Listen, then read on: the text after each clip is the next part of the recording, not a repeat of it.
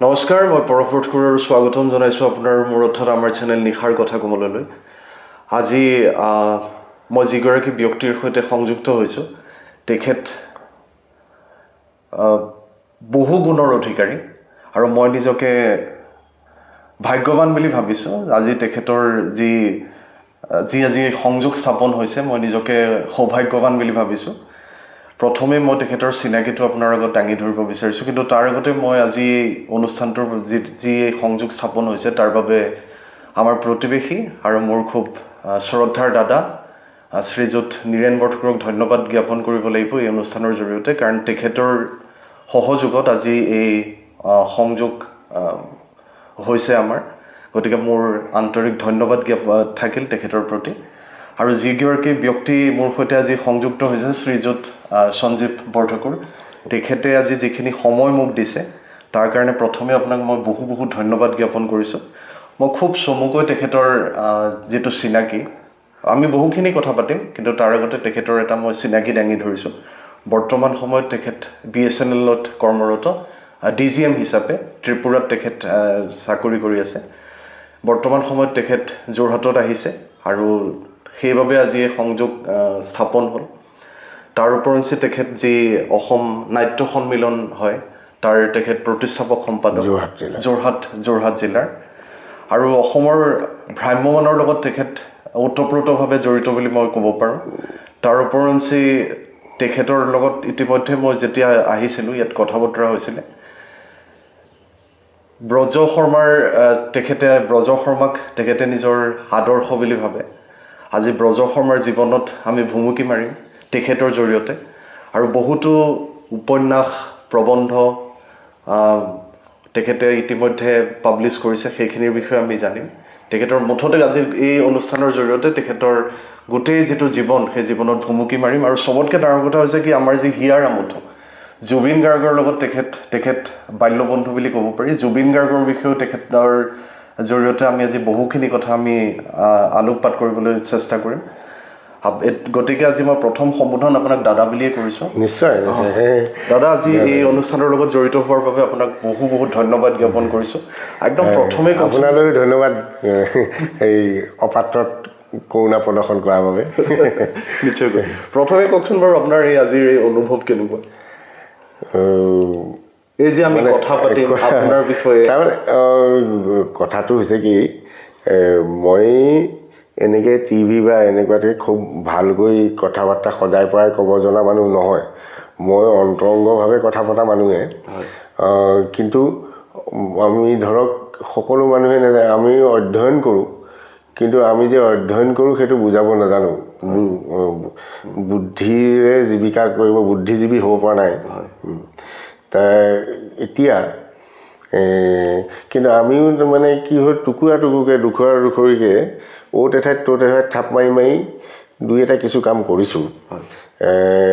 সেই কামবিলাকে ধৰক পৰৱৰ্তী সময়ত যোৰহাটৰ সাংস্কৃতিক জগতখনত অলপ হ'লেও কিবা যদি অৰিহণা যোগাইছে, তেতিয়া নিজকে আমি কৃতকাৰ্য হোৱা বুলি ভাবিব পাৰোঁ। তো সেইখিনিয়ে কথা। মই আগেও মই NETV আছিল যে, NETVত এটা মোৰ ইণ্টাৰভিউ লৈছিলে। সেইটোতো মই কথাবিলাক ভালকৈ সজাই পৰাই ক'ব জনা নাই। মই মৃণাল তালুকদাৰে লোৱাৰ ইণ্টাৰভিউটো সজাই পৰাই ক'ব জনা নাই। তাৰপিছত সেইটো কাৰণে মোক ল'লে মানে টক শ্ব' বা এনেকুৱাবিলাক বৰ মানে ভালকৈ নহয়। ইভেন জুবিন গাৰ্গৰ মই সহপাঠী, এতিয়া সেইটোতো নহয় বুলি ক'ব নোৱাৰে। JB কলেজলৈ গ'লে তাত লিষ্টখন চালেও ওলাব, কিন্তু মই প্ৰমাণ কৰিব নোৱাৰোঁ যে জুবিন গাৰ্গৰ মই অন্তৰংগ বন্ধু আছিলোঁ এটা সময়ত, যিটো সময়ত জুবিন গাৰ্গৰ বন্ধুৰ সংখ্যা অত্যন্ত কম আছিল আৰু জুবিন গাৰ্গ গায়ক হোৱাই নাছিল। সেইটো মই প্ৰমাণ কৰিব নোৱাৰোঁ। মানে এতিয়া এনেকুৱা হয়, প্ৰত্যেকেই ময়ে জুবিন গাৰ্গৰ খাজ দোস্ত, প্ৰত্যেকৰে তেনেকুৱা। আৰু অভিয়াছলি হ'বই, আৰু সহপাঠীসকলে ডিমাণ্ড কৰিবই আমি সহপাঠী বুলি। খালি কথা এটা হয় কি, যিসকল সহপাঠী এই জুবিন গাৰ্গৰ বিষয়ে কয়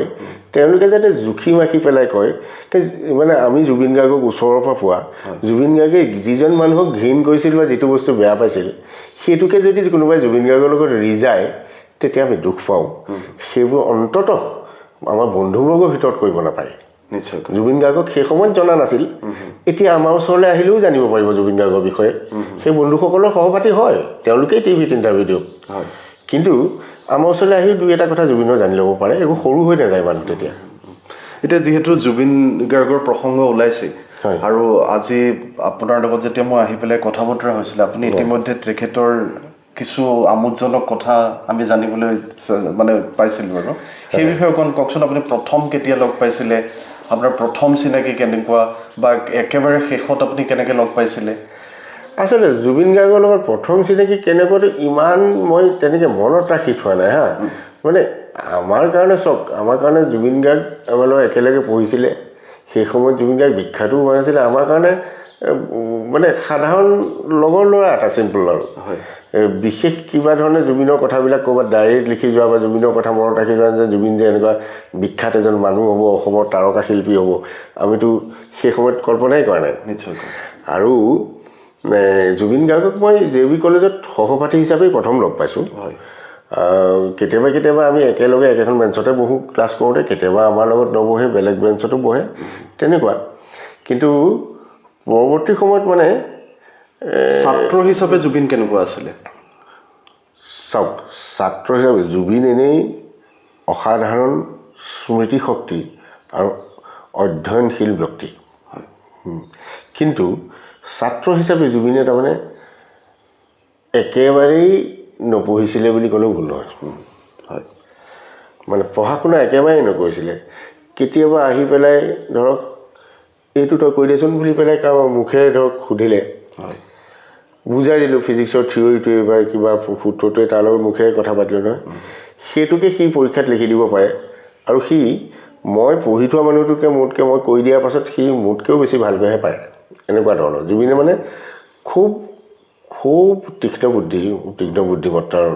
মানুহ আছিল সেইটো প্ৰথমৰ পৰাই কিন্তু জুবিনে ধৰিব নোৱাৰিছিল তাৰমানে জুবিনে আৰু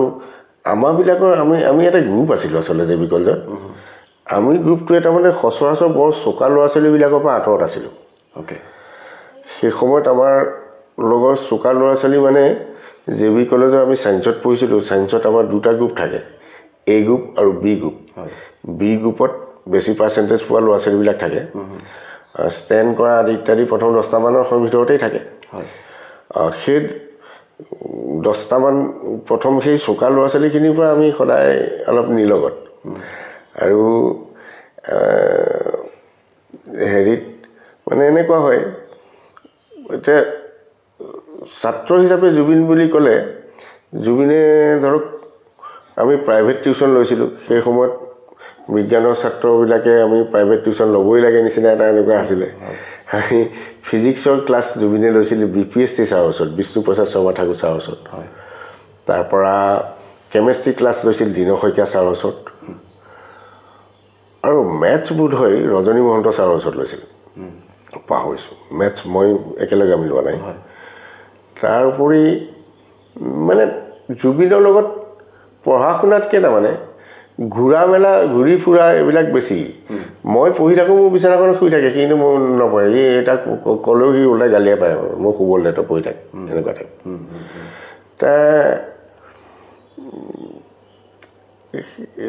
মানে সেইটো কাৰণে ছাত্ৰ হিচাপে ক'ব লাগিব কিন্তু জুবিনে প্ৰতিটো ছাবজেক্টতেই ভাল কৰিছিল অনলি কেমেষ্ট্ৰি প্ৰেক্টিকেলত ফেইল কৰাৰ কাৰণে তাৰ হায়াৰ ছেকেণ্ডেৰী ৰিজাল্ট বেয়া হৈছিল আৰু কেমেষ্ট্ৰি প্ৰেক্টিকেলত ফেইল কৰাৰো কাৰণ আছে সি তাৰমানে বৰ যুক্তিবাদী হ'বলৈ যায় মানে সি খুব ইণ্ট্ৰভাৰ্ট কথা খুব কম কয় কিন্তু এনেকুৱা এটা দুটা কথা কৈ দিয়ে একদম গাজত লাগি যায় তাৰমানে পাতিৰ ছাৰ বুলি এজন আছিল আমাৰ ডেমনষ্ট্ৰেটৰ যিজন কেমেষ্ট্ৰি প্ৰেক্টিকেলৰ তেওঁ আৰু অসমীয়াতে পঢ়ায় জুবিনৰ ইংলিছ মিডিয়ামৰ এতিয়া প্ৰেক্টিকেলৰ নোটবোৰ লিখিব লাগে ইংলিছত চাই কৈ নিদিয়ে অসমীয়াতে কয় এইবোৰ সি লিখে তেনেকৈয়ে পঢ়ি থাকে জমা নিদিয়ে প্ৰেক্টিকেলৰ বহি কেতিয়াবা ইউনিফৰ্ম পিন্ধি নাযায় গালি পায় মুকুল চলীহা ছাৰেতো এবাৰ ইউনিফৰ্ম নিপিন্ধাৰ কাৰণে মোৰ সন্মুখতে উলিয়াই দিছে তাইক বাহিৰত যাওঁ কিবা কথা পাতিবলৈ গৈছিলোঁ গেট আউট কৰি দিছে এবাৰ সি কিবা জাপি এটা পিন্ধি স্কুললৈ গৈছে গৈ জাপিটো চাই কাঢ়ি থ'লে এনেকুৱা টাইপ তাৰপৰা ইউনিফৰ্ম চিউনিফৰ্ম নিপিন্ধে বৰ বান্ধোনত নীতি নিয়মত থাকিব বিচাৰি ভাল নাপায় বুজিছোঁ তাৰপৰা পাতি চাই তেনেকৈ কৈ থাকোঁতে এদিন পাতি চাই সদায় অসমীয়াত কৰি থাকে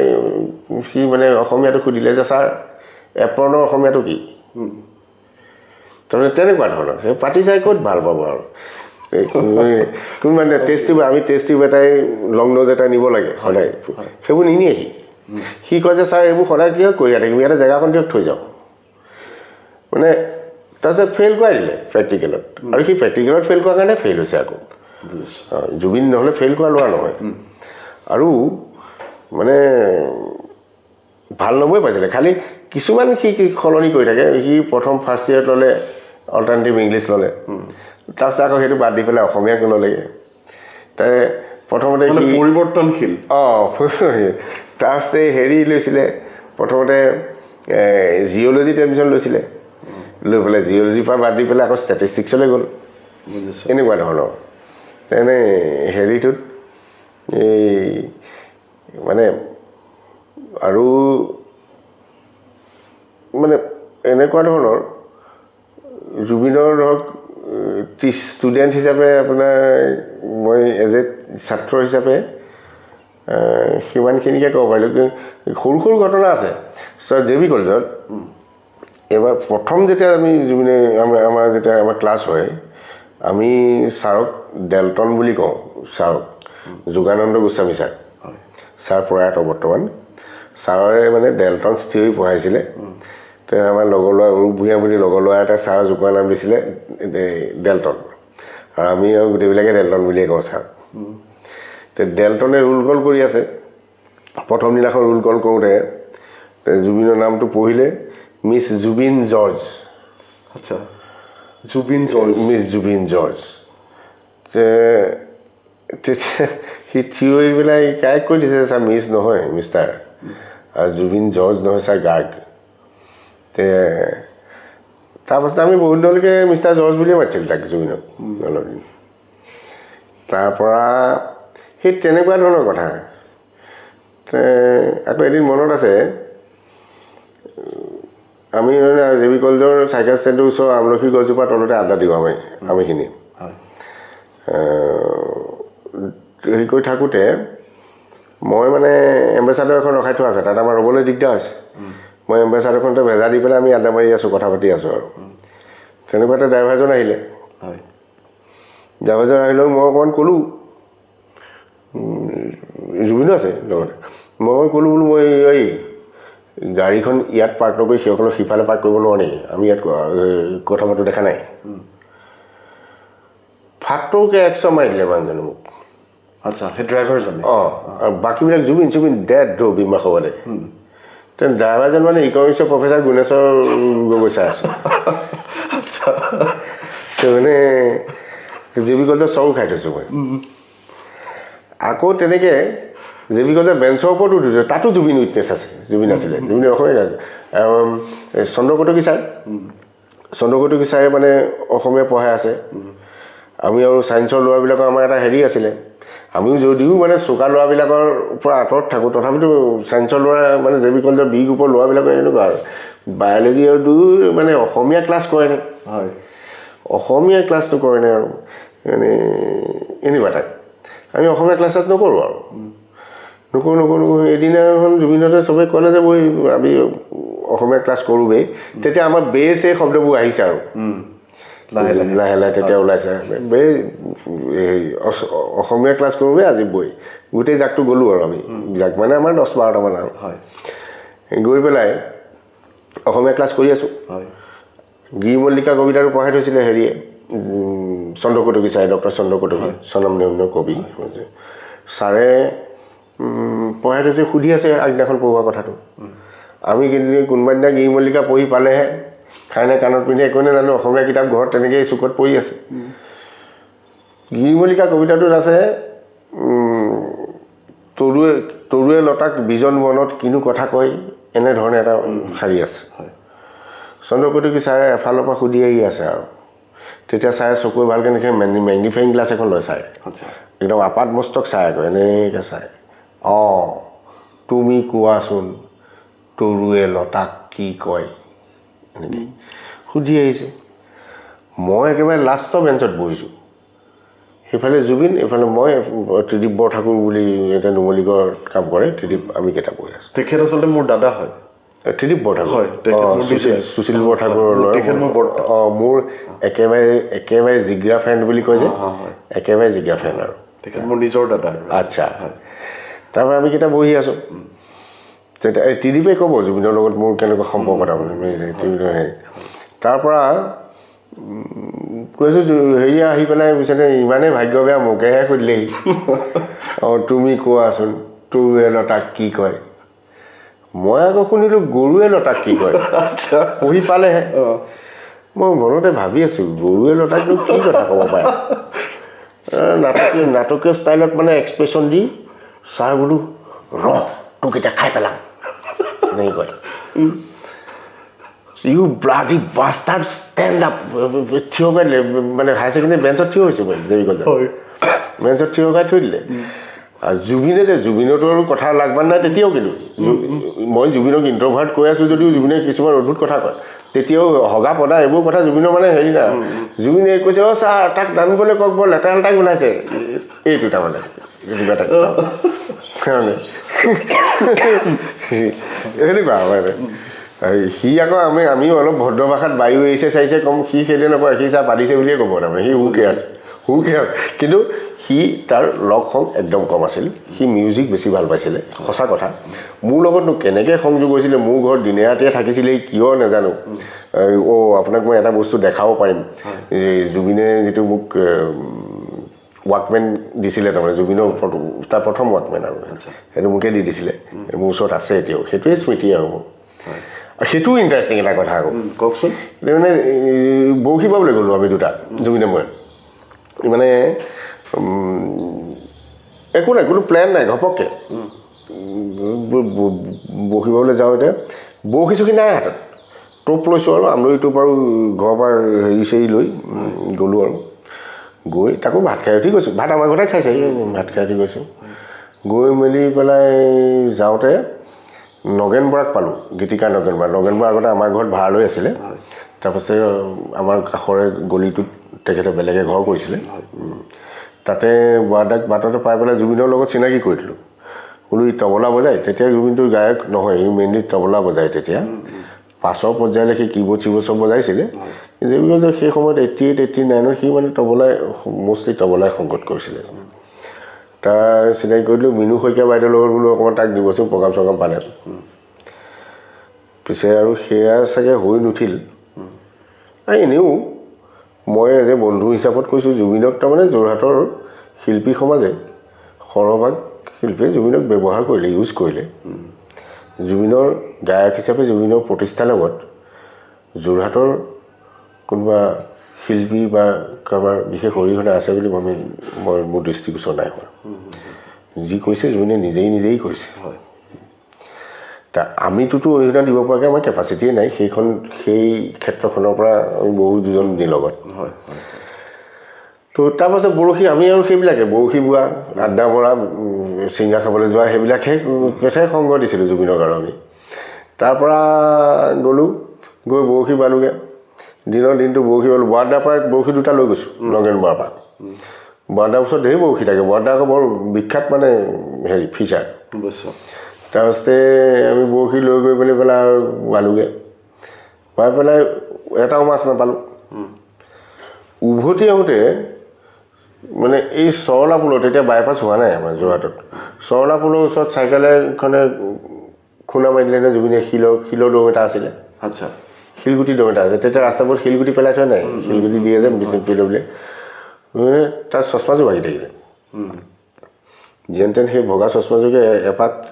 এপাত লেন্স আছে এপাত নাই আৰু সেইদে আহি মেলি ঘৰ পালোঁহি আমাৰ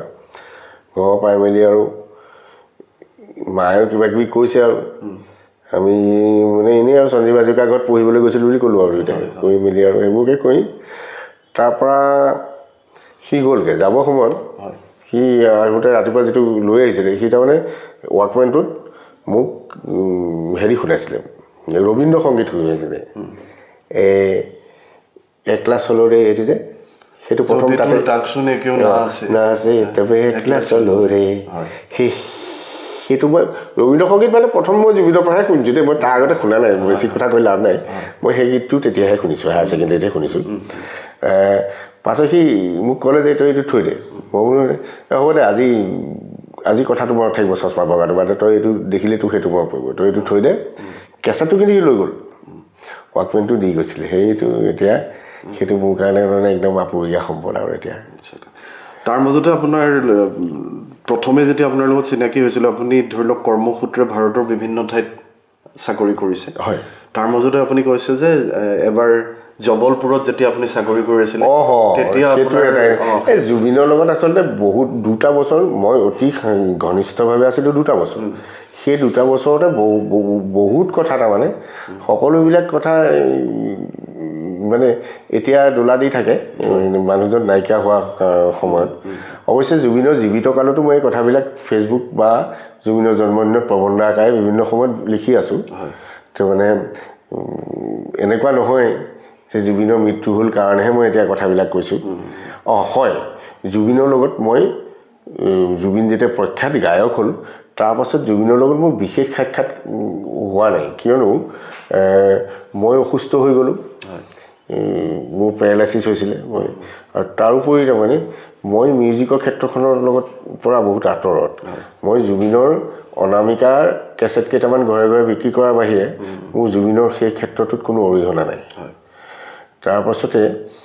আৰু মানে কি হ'ল জুবিনৰ লগ সংবিলাকো এনেকুৱা হ'ল যিবিলাক ধৰক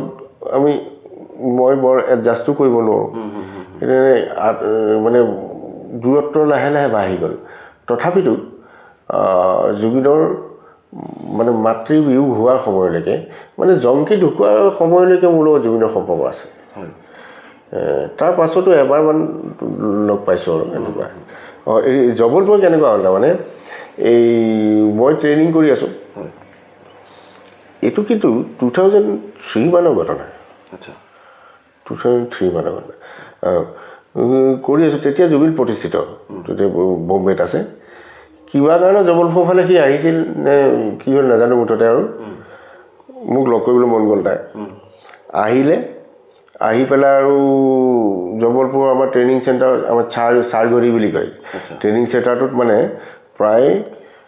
10টা নে 11টা হেৰি আছে হোষ্টেল আছে এটা হোষ্টেলত মানে 400 মানকৈ থাকে এই যথেষ্ট ডাঙৰ আৰু তাত মানে CGM ট্ৰেইনিং চেণ্টাৰ আৰু এনেকুৱা তাৰপৰা সি গৈ পেলাই ৰাতি আৰু গেট পাৰ হৈছিলে হোমগাৰ্ডে ধৰি পেলাই বিচাৰি নাপায় লাষ্টত মানে বিচাৰোঁতেই বহুত টাইম লাগে হয়তো সি চাগে 1টামান বজাত আহি পালেহি ট্ৰেইন চাগে 1টামান বজাত পায়হি তাৰপৰা আহি পাই পেলাই মানে এইটো ৰাতিৰ কথা মোক বিচাৰি ফুৰিছে 3টামান বজাত দৰ্জা ঢুকি আছে আৰু মই উঠি পেলাই দৰ্জা খুলি যোৱা জুবিন দেখোন কি হ'ল এই বোলে তোৰ আহিব মন গ'ল তাৰমানে 3 দিনমান আগতে টেলিফোন তেতিয়াতো লেণ্ডফোনহে আৰু ফোন কথা পাতিছিলোঁ তালৈকে কি কাৰণত জানো কথা পাতিছিলোঁ মই পাহৰিছোঁ মই এনেই তাৰমানে আমাৰ কথা পতা কম কিন্তু মই কিবা লগাই ইনফৰ্মেশ্যন থাকিলে তেতিয়া সি সেই সূত্ৰেই গম পাই যে মই জবলপুৰত আছোঁ তাৰ আহি আৰু থাকিলে মই বিচনাখনতে তাক শুবলৈ দি মই বিচনা চাদৰখন মাটিত ফ্ল'ৰত পাৰি লৈ পেলাই মই ফ্ল'ৰত শুইছোঁ আৰু তাক মই বিচনাখনতে শুবলৈ দিছোঁ সিয়ে বিচনা চাদৰ নোহোৱাকৈ তোচকৰ ওপৰতে শুইছে আৰু শুই মেলি পাছদিনাখন এতিয়া মোক ক্লাছ কৰিব নিদিয়ে নহয় ধোঁৱাধাৰ চাবলৈ যাব লাগে ফুৰিবলৈ চাব লাগে ধোঁৱাধাৰ মানে তাত এখন নদী আছে নৈখন মাৰ্বল পাথৰৰ শিল তাৰ মাজেৰে নৈখন বৈ গৈছে নৈখন মানে পাথৰত খুন্দা মাৰি এনেকুৱা মানে সূক্ষ্ম কণালৈ হেৰি হয় ধোঁৱাৰ নিচিনা হৈ যায় পানীখিনি ইটো মানুহে সিটো মানুহক নেদেখে তাৰমানে ধোঁৱা হৈ গোটেই এৰিয়াটুকুৰাত তাৰমানে উপঙি থাকে ধোঁৱাৰ নিচিনাকৈ সেইটো কাৰণে এইটোৰ নাম ধোঁৱাধাৰ আৰু এইটো চাবলৈ মানে পৃথিৱীৰ বিভিন্ন জেগাৰ মানুহ আহে তো ই আৰু মোক ক্লাছ কৰিবলৈ আমি ছুটি ল'লোঁ মই ট্ৰেইনিং চেণ্টাৰ ছুটি ল'ব পাৰি দেই ছুটি লৈ ধোঁৱাধাৰ চাবলৈ গ'লোঁ আৰু তাতে মানে ফটোগ্ৰাফাৰ হয়তো একপি ফটো মাৰিছিলোঁ বুজিছানে মোৰ দুৰ্ভাগ্য এই ফটোকপি হেৰাই গ'ল এতিয়া কোনোবাই যদি মই এইবোৰ ফাঁকি কথা কৈছোঁ বুলি কয় তাৰ প্ৰমাণ নাই খালি প্ৰমাণ এটাই আছে ৰঞ্জিত সিং বুলি পেলাই এটা ল'ৰা আছিলে গুজৰাটৰ সি আজিও জীয়াই আছে সি সিদিনাখন জুবিনৰ কথা সুধিছে সি লগ পাইছিলে জুবিনক মোক মই জুবিন তালৈ যাওঁতে সেয়া আৰু একমাত্ৰ সাক্ষী এতিয়া আপুনি প্ৰথমেই ক'লে যে ব্ৰজ শৰ্মা আপোনাৰ জীৱনৰ কাৰণে এক ডাঙৰ আদৰ্শ হয় হয় ব্ৰজ শৰ্মাই আপোনাৰ জীৱনত কেনেধৰণৰ প্ৰভাৱ পেলালে মোৰ প্ৰথমটো প্ৰশ্ন আৰু দ্বিতীয়টো প্ৰশ্ন হৈছে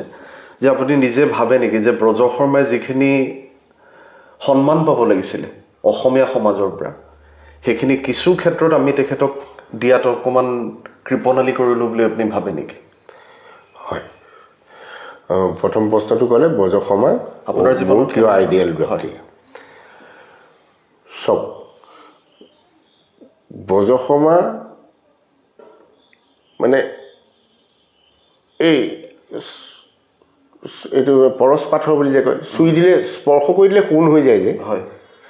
মই ব্ৰজ শৰ্মাৰ জীৱনী অধ্যয়ন কৰোঁতে বিগত প্ৰায় 30-32টা বছৰ ধৰি মই কৰি আছোঁ মই আলাসতে কৰা নাই মই তথ্যভিত্তিক কাম কৰি আছোঁ তো আপোনাৰ সেই ব্ৰজ শৰ্মাই যিটো কামতে হাত দিছিল সেইটোৱেই এটা ঐতিহাসিক ঘটনা হৈ পৰিছিল ইতিহাস হৈ পৰিছিল সকলো ক্ষেত্ৰতেই নতুনত্ব আপুনি চাওক আপুনি প্ৰথমতে আমাৰ অসমৰ মানুহবিলাকে প্ৰথমে নাজানে হুইজ ব্ৰজ শৰ্মা মানে অভিদাচাৰ্য ব্ৰজ শৰ্মা উপাধ্যায় জানিব বা ব্ৰজ শৰ্মাই নাটক কৰিছিল সেই তেনেকুৱা ধৰণৰ আপুনি চব প্ৰথম মই কৈ আছোঁ ব্ৰজনাথ শৰ্মা হ'ল বিদেশত আনুষ্ঠানিকভাৱে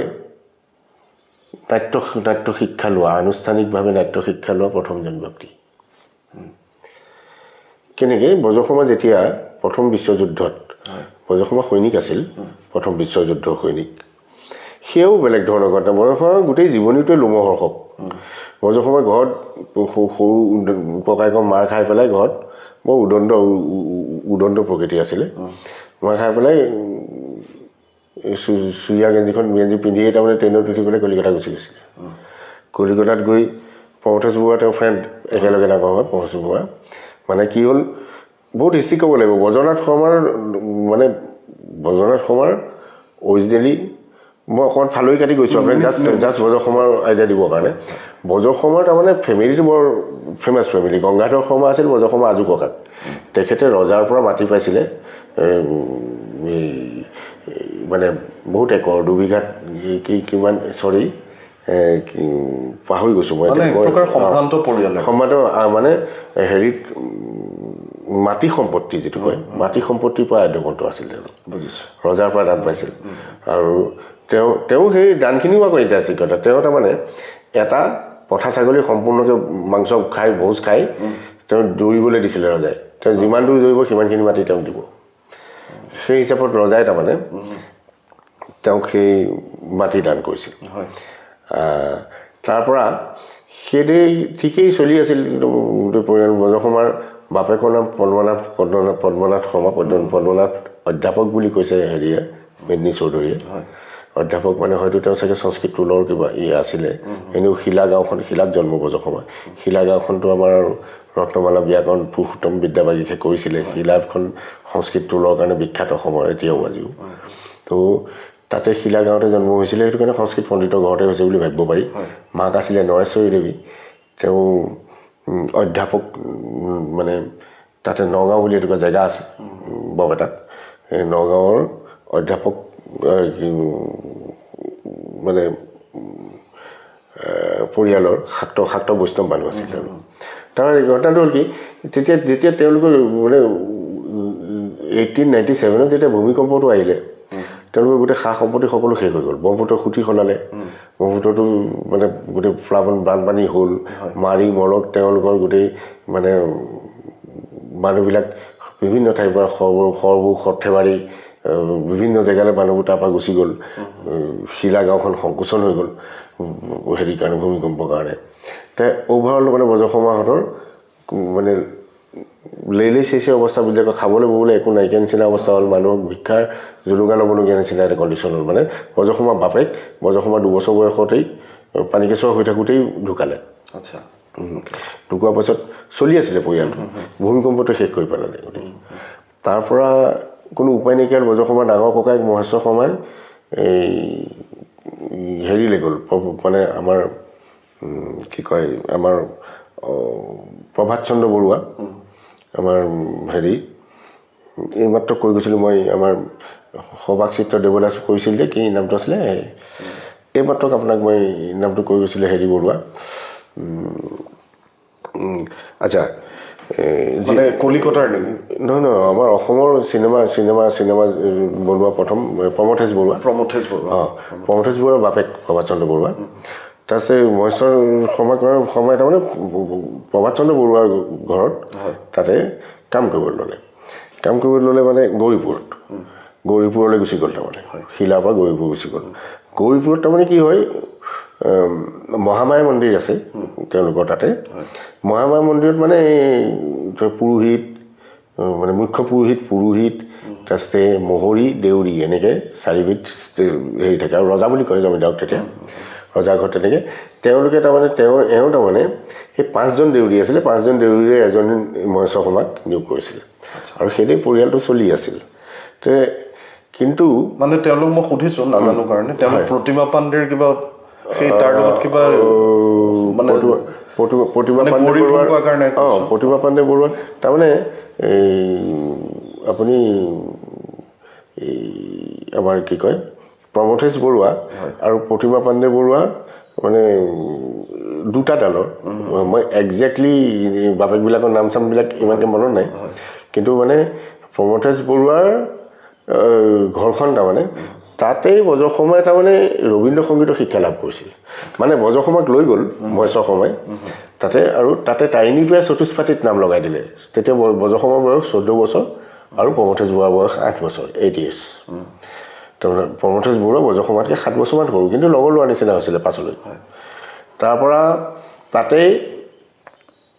পঢ়া শুনা কৰিবলৈ মন নাই, তেওঁ সংস্কৃত স্কুলত নপঢ়ে। তেওঁ কৈছে যে ইংলিছ যিখন কি প্ৰতাপ চন্দ্ৰ বৰুৱা ইনষ্টিটিউট বুলি এখন ইংলিছ স্কুল আছে, তাত পঢ়ে। তেওঁ ককায়েকে কয় যে চাহ এইখন হ'ল ধনী মানুহৰ ল'ৰা ছোৱালী পঢ়া স্কুল, আমি হ'লো পূজা পাতল কৰা মানুহ, আমি সংস্কৃত স্কুলতে পঢ়িব লাগিব। বৰজনে নেমানে, অলপ দিন পঢ়িলে মেলিলে, তাৰপিছত ফুটবল খেলা, কিবা কৰা, নৈখন সাঁতুৰি পাৰ হোৱা, এইবিলাক মানে এইবোৰ কৰি মেলি থাকোঁতে গ'ল। লাষ্টত আৰু মানে হেৰিটোত আপোনাৰ এই ভাগৱত পাঠ কৰে, হেৰি ৰাণী বুলি কয় মাকক, হেৰিৰ ওচৰলৈ আৰু এজন জমিদাৰ আছিলে ওচৰতে, তেওঁলোকৰ তালৈ গৈ এই পাঠ কৰি পেলাই মানে 3 টকা পায়, সেয়া লৈ আহে। তাৰপিছত আকৌ এনেকৈ ৰজাবাৰী বুলি কয়, এই ৰজাৰ মানে প্ৰমথেশ বৰুৱাৰ যিখন উদ্যান, কল আম কুঁহিয়াৰ এইবোৰৰ সৈতে বিৰাট ডাঙৰ উদ্যান, তাত চিৰিয়াখানা উদ্যান এইবিলাক বহুত ডাঙৰ হেৰি আছিলে। তো সেই তাৰপৰা আম চুৰ কৰি খাই পেলাই পিটন খালে ককায়েকৰ পৰা। ককায়েক কৃষ্ণ শৰ্মা ছেকেণ্ড, মাজৰজন মহেশ্বৰ শৰ্মা, কৃষ্ণ শৰ্মা, বজ্ৰ শৰ্মা, 3জন ককাই ভাই তেওঁলোক। কৃষ্ণ শৰ্মা বিখ্যাত অভিনেতা আছিল। তাৰপৰা আৰু পিতৰে বজ্ৰ শৰ্মাৰ লগত তাৰপিছত বজ্ৰ শৰ্মাই ভাত পানী নবনায়, ভাত বনোৱা পাল থাকে মানে এনেকুৱা, সেইবিলাক কৰোঁতে মেলোঁতে ককায়েকৰ লগত হেৰি লাগি পেলাই তাৰপৰা গৈ হেৰিলৈ গুচি গ'ল, কি কয় কলিকতা পালেগৈ খঙতে দল লাগি পেলাই। কলিকতাত গৈ পেলাই প্ৰমথেশ বৰুৱাৰ ঘৰত, প্ৰমথেশ বৰুৱাৰ কলিকতাতো ঘৰ আছে মেইন, তাত থাকি পেলাই তেওঁ চাকৰি বিচৰাত লাগিলে। তেওঁ বেংগল ৰেজিমেণ্টৰ চাকৰি ইণ্টাৰভিউ দেখি পেলাই পালে। ইণ্টাৰেষ্টিং, সেই চাকৰিটোত সুভাষ চন্দ্ৰ বসুৱে প্ৰিয় হৈছিলে। সুভাষ চন্দ্ৰ বসুৱে মেডিকেল টেষ্টত কেঞ্চেল হৈছিলে, মেডিকেল টেষ্টত সুভাষ চন্দ্ৰ বসু ৰিজেক্ট হৈছিলে। আৰু আমাৰ কবি নজৰুলে হাবিলদাৰ পোষ্ট পাইছিলে, একেলগে বজ্ৰ শৰ্মাৰ সৈতে সোমাইছিলে। আৰু একেলগেই তেওঁলোক তাৰমানে ইয়াৰ পৰা নচৌৰা পাঞ্জাবৰ, তাৰপৰা কৰাচীৰ পৰা বাগদাদৰ পৰা মানে মেচুপটেমিয়া যুদ্ধলৈ তেওঁলোক পঠাইছিলে। গৈ পেলাই গৈ কোট আমৰা এনেকৈ গৈ লাষ্টত তেওঁলোক গৈ পাইছিলে বচুৰা চহৰত, টানুমা বুলি জেগা এটুকুৰাৰ ওচৰত বচুৰা চহৰত গৈছিলে। তো মই কৈ আছিলোঁ যে গোটেইসমূহ মানে ইৰাকত মানে হেৰিত প্ৰথম বিশ্বযুদ্ধত যোগ দিবৰ কাৰণে ভাৰতীয় সেনানীৰ ফালৰ পৰা গৈছিলে আৰু লাহে লাহে যেতিয়া তাৰমানে বছৰা পালেগৈ তেতিয়া বছৰা বজখমৰ প্ৰমোশ্যন হৈছিলে তেওঁ মানে ষ্ট'ৰ ক্লাৰ্ক পদলৈ গৈছিলে প্ৰথমতে চিপাহী গ'ল তাৰপৰা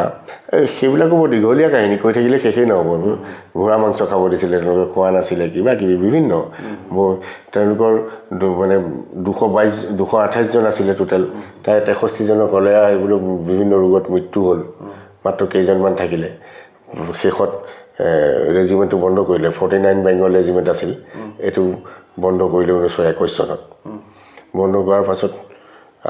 তাতে মানে তাত থকা পিৰিয়ডতে বেষ্ট বেংগল ড্ৰামাটিক ক্লাব বুলি এটা অনুষ্ঠান আছিল সেইটো আৰ্মিয়ে খুলি দিয়া কিন্তু পাব্লিকো গৈছিল তাতে আৰু সৰহভাগ বেংগলী মানুহ আছিল তাত 10,000মান বেংগলী মানুহ আছিল বুলি কয় তেতিয়া তাতে পৰিয়ালৰ সৈতে তো বজৰ সময়ত বেষ্ট বেংগল ড্ৰামাটিক ক্লাবত 10 টকা ফিজ দি পেলাই মেম্বাৰ হৈছিলে তাতে তেওঁ মানে অভিনয় শিকাইছিলে হৃষিকেশ মুখাৰ্জী তেওঁ ইষ্টাৰ্ণ বেংকৰ একাউণ্টেণ্ট আছিল তাতে তাৰপাছতে যজ্ঞেশ্বৰ ৰায় শিকাইছিল সংগীত তাৰপাছতে যে কি এইজন যজ্ঞেশ্বৰ ৰায়ে নৃত্য শিকাইছিল তেওঁ হ'ল নৃপেন্দ্ৰনাথ বোসৰ তাৰমানে নৃপেন্দ্ৰনাথ বোস বৰ বিখ্যাত নৃত্যশিল্পী তেওঁৰ শিষ্য আছিল তাৰপাছতে কেৱল চন্দ্ৰ ঘোষে সংগীত শিকাইছিল সেই ধৰণে তাতে আনুষ্ঠানিকভাৱে বজসময় মিউজিক মানে অভিনয় আৰু নৃত্য গোটেইকেইটা শিকিছিল জ্যোতিপ্ৰসাদ আগৰ দুজনেই শিকিছিল অসমৰ পৰা বাহিৰলৈ গৈ জ্যোতিপ্ৰসাদ আগৰৱালাই পৰৱৰ্তী সময়ত যেনেকৈ বাহিৰত নাট্য শিক্ষা লৈছে মানে বিভিন্ন সাংস্কৃতিক শিক্ষা গৈছিল তেওঁ হেৰি কিন্তু একেধৰণে তাৰমানে বজসময় হ'ল প্ৰথমজন মানুহ যি আনুষ্ঠানিকভাৱে নাটক শিকিছিল তাৰ আহি পেলাই তেওঁ অসমত তেতিয়া তাৰমানে 21 চনত যেতিয়া ৰেজিমেণ্টটো ভংগ হৈ গ'ল তেওঁ বেক কৰিলে আকৌ কেলকাতাতো তেওঁ খুব ডিমাণ্ড তেতিয়া দানী বাবু সুৰেশ চন্দ্ৰ ঘোষ বুলি কয় সুৰেশ চন্দ্ৰ ঘোষ হ'ল গিৰিশ চন্দ্ৰ ঘোষৰ পুতেক গিৰিশ চন্দ্ৰ ঘোষ বৰ বিখ্যাত বেংগল গেৰিক তেওঁ শ্বেক্সপিয়াৰৰ নাটকবিলাকৰ কাৰণে বিখ্যাত ডেভিড গেৰিকে যেনেকৈ শ্বেক্সপিয়াৰৰ নাটকবোৰ কৰিছিলে বিখ্যাত হৈছিলে সেইটো কাৰণে এওঁক গিৰিশ চন্দ্ৰ ঘোষক বেংগল গেৰিক বুলি কৈছিলে গিৰিশ চন্দ্ৰ ঘোষৰ পুতেক সুৰেন্দ্ৰনাথ ঘোষ তেতিয়া সুৰেন্দ্ৰনাথ ঘোষৰ তেতিয়াই 54 মানে এজ হ'ব বজসময় যেতিয়া 21 চনত 1900 তেতিয়া বজসময় উভতি আছে বজসময় ধৰক 15 16 18 বছৰমান হ'ব 22 বছৰমান হ'ব তেনেকুৱা উভতি আহি পেলাই তাতে মিনাভা ষ্টেজ এইবিলাক বিভিন্ন ষ্টেজত নাটক চাটক চাইছে কৰিছে তাৰপিছত স্বদেশী মিউজিক কোম্পানী খুলিছিলে সুৰেন্দ্ৰনাথ ঘোষে তালৈ ৰেকৰ্ডিঙতো যায় বজসময় অভাৰঅল লাষ্টত মানে সুৰেন্দ্ৰনাথ ঘোষে তেওঁক তাতে থাকিবলৈ পাৰ্মানেণ্টকৈ থাকিবলৈ নাটক কৰিবলৈ ক'লে তেওঁ ক'লে যে মই ঘৰৰ পৰা এবাৰ আহোঁ ইন দি মিন টাইম তাৰমানে কি হ'ল প্ৰমথজী বৰাৰ বিয়া হৈ গ'ল প্ৰমথজী বৰাহঁতৰ ঘৰতে কেলকাতাত তেওঁ থাকিবলৈ যিটো আলহী ঘৰ তাত মানে বেলেগ মানে তেওঁ থকাৰ জেগাও নাই তাৰপিছত তেওঁ ভাবিলে যে তেওঁ ঘৰলৈ আহে তেওঁ তাৰমানে ঘৰখন মাকৰ মুখখন চাবলৈ মন গৈ আছে তাৰপিছত আহি পেলাই গম পালে যে মাক ইতিমধ্যে এক্সপায়াৰ কৰিছে তাৰপাছতে তেওঁ আহি পেলাই আৰু তাৰপিছত নগ'ল মানে তেওঁ কথাটো হ'ল তেওঁ কৈছিলে লগৰবিলাকক যে মই মানে যদি কলিকতাতে থাকি মই নাটক শিকোঁ তাতে নাটক কৰোঁ মোৰো কিবা লাভ হ'ব কিন্তু অসমৰ মানুহৰ কি লাভ হ'ব সেই বুলি ভাবি পেলাই তেওঁ কৈছিলে ফণী সময়ৰ আগত কৈছিলে তেওঁ তাৰপৰা আহি তেওঁ শিলা গাঁৱতেই তাৰমানে নিজৰ গাঁৱতেই তাতে শিলা কালিকা অপেৰা বুলি এটা অপেৰা পাতি খুলিলে কৰি অভিনয় কৰিলে গাঁৱৰ মানুহবিলাকক লৈ তেওঁ ককায়েক কৃষ্ণ শৰ্মা আছিলে উদয় শৰ্মা আছিলে জনাৰ্দন শৰ্মা আছিলে এনেকুৱাকৈ মানে তাত মানে যাত্ৰা পাৰ্টিবিলাকত আৰু কেনেকুৱা আৰু বহুত লাগে নহয় আপোনাৰ জামাদাৰণিৰ পৰা আৰম্ভ কৰি বৰকান্দাজৰ পৰা আৰম্ভ কৰি এইবিলাক তাৰপাছতে বিবেকৰ ভাও তাৰপৰা বিবেকৰ ভাও মানে আমাৰ ভাওনাবিলাকত যেনেকৈ নাৱতে শুৱলা গীতেৰে গীত গায় বিবেক এটাত গীত গায় বিবেকৰ গীতবোৰ মানে কোনো সংলগ্ন নাইকিয়া আৰু তাৰপৰা এই শুক্ৰাণ আছে কিন্তু ল'ৰাবিলাকে ছোৱালী হৈ পেলাই নাচ এটা কৰে এইবিলাক তেনেকুৱা এই শিলাকালিকা অপেৰাটো বেছি দিন নচলিলে নোৱাৰা হ'ল মানুহবিলাকে বিভিন্ন ঠাইলৈ ঘূৰিবলৈ মানে খেতি বাতি কৰিব লাগে এইবোৰ খেতি কৰি খাই থকা মানুহ তাইতো নোপোচাই তেওঁলোকে পইচাও নাপায় একো নাপায় সিদা এটা পায় খাবলৈ পায় আৰু সেইকে তাই গ্ৰেজুৱেলি গ'ল বৰসময় তাৰপিছতে দক্ষিণ গণেশগাৰী বুলি এটুকুৰা জেগা আছে তাতেই শিলাৰ পৰা অকণমান আঁতৰত সবুগৰ ওচৰত দক্ষিণ গণেশগাৰীলৈ গ'ল তেওঁক মাতি লৈ গ'ল তাতে দক্ষিণ গণেশগাৰী অপেৰা পাৰ্টি খুলিলে আকৌ খুলি তাতে তেওঁ তাৰমানে নাটক কৰিলে বাজিৰাও ৰাণা প্ৰতাপ সিংহ এইবিলাকত যিবোৰ তেওঁ মানে বছৰত থাকোঁতেও কৰিছিলে আৰু সেই নাটকখিনি কৰি মেলি চলিলে এইবোৰ মানে তাৰপাছতে প্ৰায় 24 চনমানৰ পৰা প্ৰায় 28 চন 29 চনমানলৈকে চলিলে তাৰপৰা এইটো অচল নিচিনা হ'ল তাৰপৰা বৰসময় কি কৰিলে পানেৰী চাহ বাগিচাৰ মানে এজন বৰ বাবু আছিলে হেড ক্লাৰ্ক আছিলে বিপিন চন্দ্ৰ বৰুৱাই ক'লে যে মই তোমাক হেৰি কৰিম ফাইনেন্স কৰিম নাট্য দল খোলা ভ্ৰাম্যমাণ নাট্য দল গোটেই বছৰটো কৰি থাকিব পাৰে অলৰেডি বৰসময়ৰ নিজা প্লেন আছিল এইটো বৰসময় তেওঁ শ্বেয়াৰ কৰিছিল বিপিন চন্দ্ৰ বৰুৱাক কৰি মেলি তাৰপিছত সেইদে খুলিলে মই খুব চুটিকৈ কৈ আছোঁ দেই তাৰপৰা সেই কহিনুৰ অপেৰা পাৰ্টিৰ নাম দিলে সেই কহিনুৰ অপেৰা কিন্তু বছৰৰ মানে বাৰিষা দিনকেইটা বাদ দি বছৰৰ বাকী গোটেই সময়ছোৱা বিভিন্ন স্থানত স্থায়ী ৰংগমঞ্চ য'ত আছে অসমৰ সকলো জেগা ভ্ৰমণ কৰি তেওঁলোকে অভিনয় কৰে কেতিয়াবা জাহাজে আহে কেতিয়াবা গৰু গাড়ীৰে আহে বিভিন্ন ধৰণে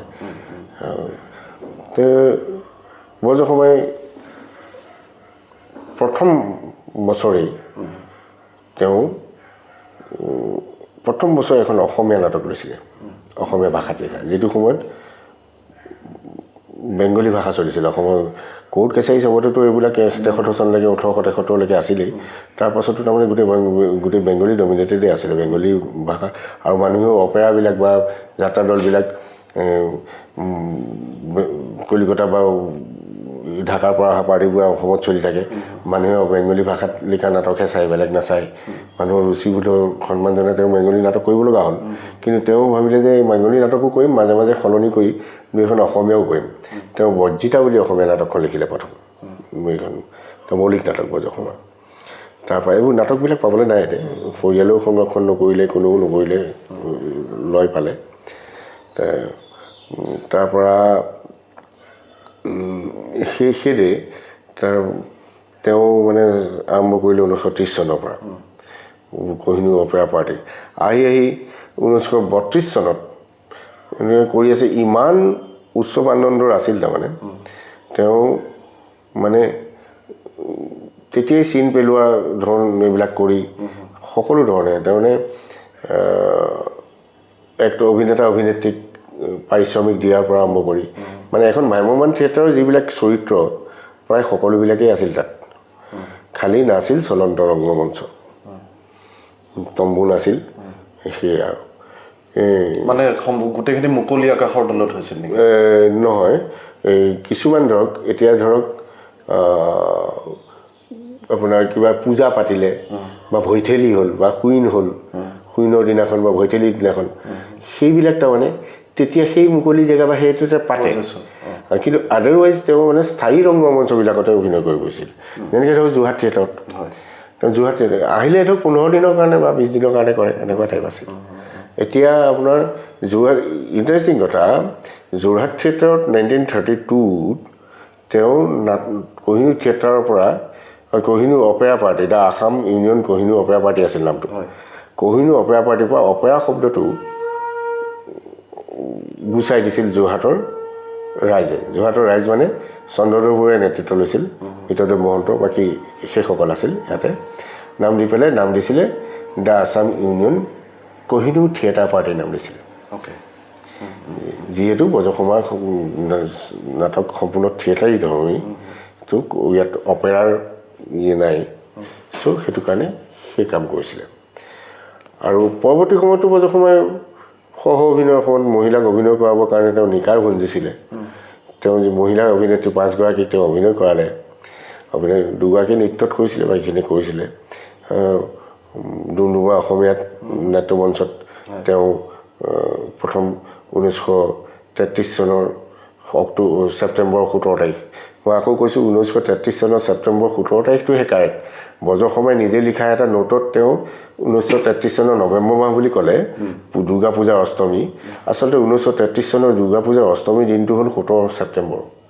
সেইটোৱে অসমত সহ অভিনয় প্ৰৱৰ্তন হোৱাৰ প্ৰথম তাৰিখ অসমৰ মঞ্চত মহিলাই প্ৰথম অভিনয় কৰে 1933 চনৰ 17 ছেপ্টেম্বৰ এইটো শুদ্ধ কৰিবলগীয়া আছে মই যিখন বজ্ৰসমাৰ সম্পূৰ্ণ জীৱনী এখন মই লিখি আছোঁ প্ৰকাশৰ পথত সেইখনত এইবিলাক শুদ্ধ কৰিছোঁ কিছুমান এতিয়া এতিয়া কৈ আছিলে কি তাৰপিছত মহিলা অভিনয় কৰিলোঁ মহিলা অভিনয় কৰাৰ লগে লগে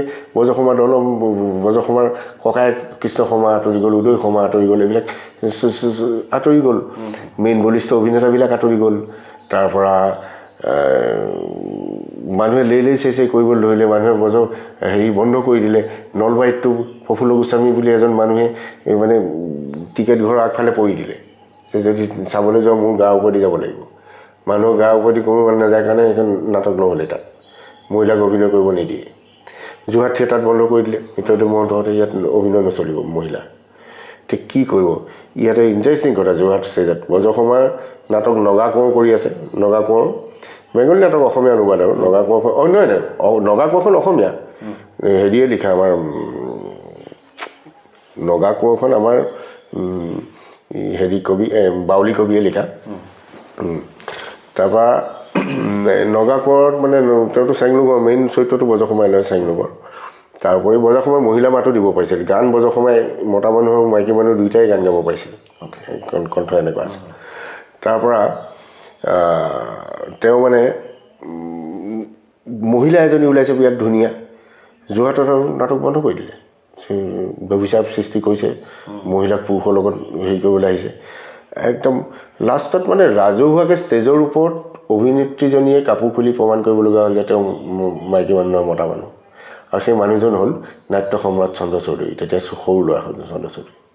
চন্দ্ৰ চৌধুৰীয়ে নিজৰ কাপোৰ খুলি প্ৰমাণ কৰিব লগা হৈছিল যোৰহাট থিয়েটাৰ ৰংগমঞ্চত যে তেওঁ মহিলা নহয় পুৰুষ তেতিয়া সমাজ ব্যৱস্থাটো তেনেকুৱা আছিল তো ইমান ৰক্ষণশীল সমাজখনত যোগদা দেৱী বৰদলৈয়ে হেৰিত পেপাৰত লিখি দিলে দৈনিক বাতৰিত যে বজ্ৰনাথ শৰ্মাই ব্যভিচাৰৰ সৃষ্টি কৰিছে তেওঁ অসমীয়া সমাজক কলংকিত কৰিছে পুৰুষে নাৰীগিলাত গা লগাই অভিনয় কৰা এনেকৈ প্ৰৱৰ্তন কৰি তেতিয়া বজ্ৰসমাই তাৰ প্ৰত্যুত্তৰ দিছিল খবৰ কাগজলৈ চিঠি দি পেলাই বজ্ৰসমাই দিছিল যে মই অসম কোনো ব্যভিচাৰৰ সৃষ্টি কৰা নাই মই অপসংস্কৃতিৰ সৃষ্টি কৰা নাই মই অসমৰ নাট্য সংস্কৃতি অসমৰ নাট্য আন্দোলনক 50 বছৰ আগুৱাই নিছোঁ তেতিয়া বজ্ৰসমাৰ মন্তব্য আছিল তো বজ্ৰসমাৰ তেনেকুৱা ধৰণৰ মানে কালৈও কেয়াৰ নকৰা মানুহ আৰু আটাইতকৈ ডাঙৰ কথা বজ্ৰসমাৰ মই চুটিকৈ কৈ সামৰি দিওঁ মই বহুত দীঘলীয়া কৈছোঁ বজ্ৰসমাৰ ছেকেণ্ড হ'ল সহ অভিনয় প্ৰৱৰ্তন কৰিলে ভ্ৰাম্যমান থিয়েটাৰ অসমলৈ আনিলে তো তাৰপাছতে তেওঁ কি হ'ল পৰৱৰ্তী সময়ত তেওঁ যিটো স্বাধীনতা আন্দোলনত অসমৰ প্ৰথম যিটো ধ্বংস কাৰ্য স্বাধীনতা যুগত 42ত যিবোৰ ধ্বংস কাৰ্য যে হৈছিলে কুশল কোঁৱৰে যেনেকৈ ৰেল বগাইছিলে কুশল কোঁৱৰতকৈও অসমত প্ৰথমটো ধ্বংস কাৰ্য কৰিছিল বজ্ৰনাথ শৰ্মাই আৰু ইমানেই ডাঙৰ কৰিছিল যে 2300 বিঘা মাটিৰ এৰিয়া বিমান ঘাটি এটা সৰভোগত আছিল বেকিনৰ পাৰত একে ৰাতিৰ ভিতৰতে জ্বলাই পেলাই উৰাই দিছিল তাৰ কাৰণে তেওঁ সংগঠন কৰিছিল হেৰিত কি বুলি কয় সজাতি বাহিনী তেওঁ হাজাৰ মানুহ গোটাই তেওঁ সংগঠন কৰিছিল কুশল কোঁৱৰৰ ৰেল বাগোৱাটো তাৰ পাছত কমিউনিকেশ্যনৰ মানে আৰু ইণ্টাৰেষ্টিং তেওঁলোকে কানিয়াৰ বাথান বুলি এটুকুৰা জেগাত সেই কামটো কৰিবৰ কাৰণে অমৰাৰ গুটি বহুত দিনৰ পৰা জমাই ৰাখিছিলে অমৰাৰ গুটিবোৰ গেলি যোৱাৰ পাছত অমৰাৰ যিটো শুকান গুটিটো সেইটো জ্বলাই লৈ পেলাই কাৰেৰে হেৰি মাৰিছিল বিমান ঘাটটোত যিবিলাক টেণ্ট মহৰি ঠিকাদাৰ মহৰি থকা যিবোৰ টেণ্ট বনাই আছিল সেইটোত তাত জ্বলাই দিছিল কিন্তু ইণ্টাৰেষ্টিং কথা এজন মানুহৰ মৃত্যু হোৱা নাই গোটেই জ্বলি ভসম হৈ গ'ল বজ্ৰ ষ্টেজৰ কিন্তু চব ছেফ ডিষ্টেঞ্চত পলাব পৰা হেৰিয়ে ৰাস্তাবোৰ কাটি পেলালে পুলিচ যাব নোৱাৰাকৈ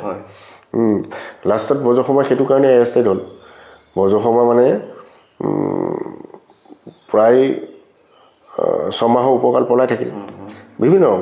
49টা জেগাত বজসময় আত্মগোপন কৰিছিল কেতিয়াবা দাড়ি একোচা লগাই খোৰা মানুহ এটা হৈ পেলাই গৈছিল অভিনয় কৰি কেতিয়াবা মহিলা এজনী হৈ পুলিচৰ আগেদি পাৰ হৈ গৈছিল বিভিন্ন ধৰণে তেতিয়া বজসময় এটা ট্ৰেইনিং দিছিল পুৰুষোত্তম দাস যে আমাৰ গায়ক পুৰুষোত্তম দাসো বজসমাৰ দলত আছিল লাঠিৰে আত্মৰক্ষা কৰাৰ প্ৰশিক্ষণ দিওঁতে পুৰুষোত্তম ঠাকুৰৰ সেই প্ৰশিক্ষণ লৈছিল প্লাছ এজনে ইজনক মেছেজ দিবৰ কাৰণে জিভাৰ তলত কাগজ কিনা কেনেকৈ নীতি তাকে লৈ যাব পাৰি চানাচুৰ বজা কাগজবিলাকতে মেছেজ লিখে তেওঁলোকে ইজনে সিজনৰে মেছেজ বনাই দিয়া এনেকুৱা ধৰণৰ কাৰ্যবিলাক কৰিছিল বজসমা মানে জীৱনীটো তাৰমানে থ্ৰিলাৰ উপন্যাস এটাৰ নিচিনা তাৰপৰা মানে আমি এনেকৈ কনক্লুড কৰিব পাৰোঁ নেকি যে তেখেত সৃষ্টিশীলো আছিল বিপ্লৱীও আছিল সংগ্ৰামীও আছিল য়েছ সেইটো কাৰণে তেওঁ সৈনিক শিল্পী বুলি কয় আমাৰ হেৰিক যেনেকৈ কয় বিশ্বনাথ যেনেকৈ সৈনিক শিল্পী বজসমাকো সৈনিক শিল্পী বুলি কয় আকৌ শশী সময়তো বিপ্লৱৰ শিখা বুলি কৈছে বজসমাক তো পাছত বজসমা এৰেষ্টেড হ'ল পলাই থকাৰ পাছত নিজৰ ভতিজাক এজন দীপনাৰায়ণ চক্ৰৱৰ্তী ঘৰত এৰেষ্ট হ'ল বঙাইগাঁও বচনগাঁও বুলি জেগাটো কয় তাৰপৰা এৰেষ্ট হৈ আহি পেলাই ফাঁচী বজাৰ আনিলে মানে পাণ বজাৰলৈ আনি লাষ্টত গৈ পেলাই তেওঁক হেৰিলৈ পঠালে গুৱাহাটী জেলত থৈছিলে গুৱাহাটী জেলত কিবা হত্যা অগ্নিকাণ্ড এটা হ'ল সেইটো অজুহাতত তেওঁ লৈ পেলাই শিলচৰলৈ পঠালে শিলচৰ জেলত তেওঁ তাৰমানে নিকাৰ বন্দিলে তেওঁ মানে হেৰিত চেলত ৰাখিলে ফাঁচি দিবৰ কাৰণে বহুদিন চলিলে তেওঁ প্ৰতিৰক্ষা আইনৰ আণ্ডাৰত তেওঁক ৰাখিলে ৰখাৰ পাছত তেওঁ লাষ্টত মানে তেওঁ প্ৰুফ কৰিব নোৱাৰিলে তেওঁৰ এই বিমান ঘাটি ধ্বংসৰ যিটো মানে প্লেন ব্লু প্ৰিণ্ট কৰিছিল তাৰ মানে সেই ডায়েৰীখন তেওঁ নাপালে বিচাৰি তো আল্টিমেটলি তেওঁ ফিনিচিঙত বাচোঁতে তেওঁ যিদিনাখন ৰিলিজ হৈছে সেইদিনাখনে আকৌ এৰেষ্ট কৰি থৈ দিছে তেওঁক এটা ঘটনা আৰ্টিফিচিয়েলি ঘটনা এটা ক্ৰিয়েট কৰি জুই জ্বলোৱা কিবা এটা কৰি তেওঁ আকৌ ভৰাই থৈছে তাৰমানে এইটো এটা থাৰ্ড কথাটো হ'ল বজসমা হ'ল এনেজন আপোনাক আজি প্ৰথম আপুনি গম পাব এইটো কথা যে বজ্ৰধৰনাথ শৰ্মা হ'ল অসমৰ এনে এজন মুক্তিযোদ্ধা যিজনে সৰ্বোচ্চ সময়ৰ কাৰণে ফাটেক খাটিছিল মহেন্দ্ৰ হাজৰিকাক বুলিহে কয় মই ভাবোঁ মই মুক্তিযোদ্ধা আৰু সদৌ অসম মুক্তিযোদ্ধা সন্মিলনীলৈ মই চিঠি লিখিছিলোঁ বা এতিয়াও মই তেওঁলোকক এষ্টাব্লিছ কৰি দিব পাৰিম যে বজ্ৰনাথ শৰ্মাই সৰ্বোচ্চ সময়ৰ কাৰণে ফাটেক খটা একমাত্ৰ অসমীয়া ব্যক্তি যেতিয়া সকলোকে ৰিলিজ হৈ গ'ল গোপীনাথ বৰদলৈ চৰকাৰ যেতিয়া হ'ল অতি টেক্টফুলি বজ্ৰসমাক ৰিলিজ কৰা নহ'ল সকলো ব্যক্তিয়ে মুক্তি পালে অকলশৰীয়াকৈ লাষ্টত তেজপুৰ জেলত আছিল বজ্ৰসমা লাষ্টত বজ্ৰসমা একমাত্ৰ অকলে আছিল তেজপুৰ জেলত আৰু কোনো কয়দী নাই তাত সকলোৱে ৰিলিজ হৈ গৈছিল কিয়নো বজ্ৰসমা যদি আগতে ৰিলিজ হ'লহেঁতেন অসমৰ প্ৰথম মন্ত্ৰীসভাখন সলনি হ'লহেঁতেন বুলি বহুতে কয় হয় হয় তেনেকুৱা এতিয়া আহোঁ আপোনাৰ ভ্ৰাম্যমানৰ প্ৰতি আপুনি কেনেদৰে আকৰ্ষিত হ'ল বা প্ৰৱেশ আপোনাৰ কেনেধৰণে ঘটিল নহয় মই ভ্ৰাম্যমানৰ লগত একদমেই জড়িত নহয় ভ্ৰাম্যমান থিয়েটাৰৰ লগত মই জড়িত নহয় মই বজ্ৰ শৰ্মাক অধ্যয়ন কৰিছোঁ বা অন্বেষণ কৰিছোঁ বজ্ৰ শৰ্মাক খোজৰ চাপবিলাক তো সেইটো কাৰণে মই ভ্ৰাম্যমানৰ কাষ চাপিছোঁ আদাৰৱাইজ মই বেলেগ ধৰণে কোনো ধৰণে ভ্ৰাম্যমানৰ লগত ৰিলেটেড নহয় ভ্ৰাম্যমান থিয়েটাৰ মই সাধাৰণ দৰ্শক আৰু মই এনেই নাটক ভাল পাওঁ মই সাংস্কৃতিক কৰ্মী বুলি ক'ব পাৰি নাট্যকৰ্মী বুলি ক'ব পাৰি মোৰ আমি MSR গ্ৰুপ মোৰ সংজ্ঞাপন নামৰ নাটকো লিখিছে হয় হয় হয় মই যদি মুহূৰ্তত সুধোঁ আপোনাৰ আটাইতকৈ প্ৰিয় নাটকখন কোনখন আপুনি নিজে লিখা আৰু বা আপুনি কেতিয়াবা পোনপটীয়াকৈ প্ৰত্যক্ষ কৰে না মই নিজে কৰি অত্যন্ত ভাল পোৱা নাটকখন হ'ল মহেন্দ্ৰ বৰঠাকুৰৰ মাজনিশা চিঞৰ সেই নাটকখন মই বহুতবাৰ কৈছোঁ আজিও কোনোবাই কৰিলে কেৰাণী কেৰেক্টাৰটো মোৰে কৰিবলৈ মন যায় মই 12-13 বাৰমান কৈছোঁ আৰু এনেই মোৰ নিজা নাটকৰ ভিতৰত মোৰ ভাল লগা নাটক ডেষ্টিনি নাটকখনে অকণমান জনপ্ৰিয়তাও পাইছে ভাৰতৰ কেইটামান ভাষাটো ট্ৰান্সলেটো হৈছে আৰু মই বহুত বেছি নাই দেখা মই এখন নাটক দেখোঁতে মোৰ 4-5 বছৰ টাইম লাগে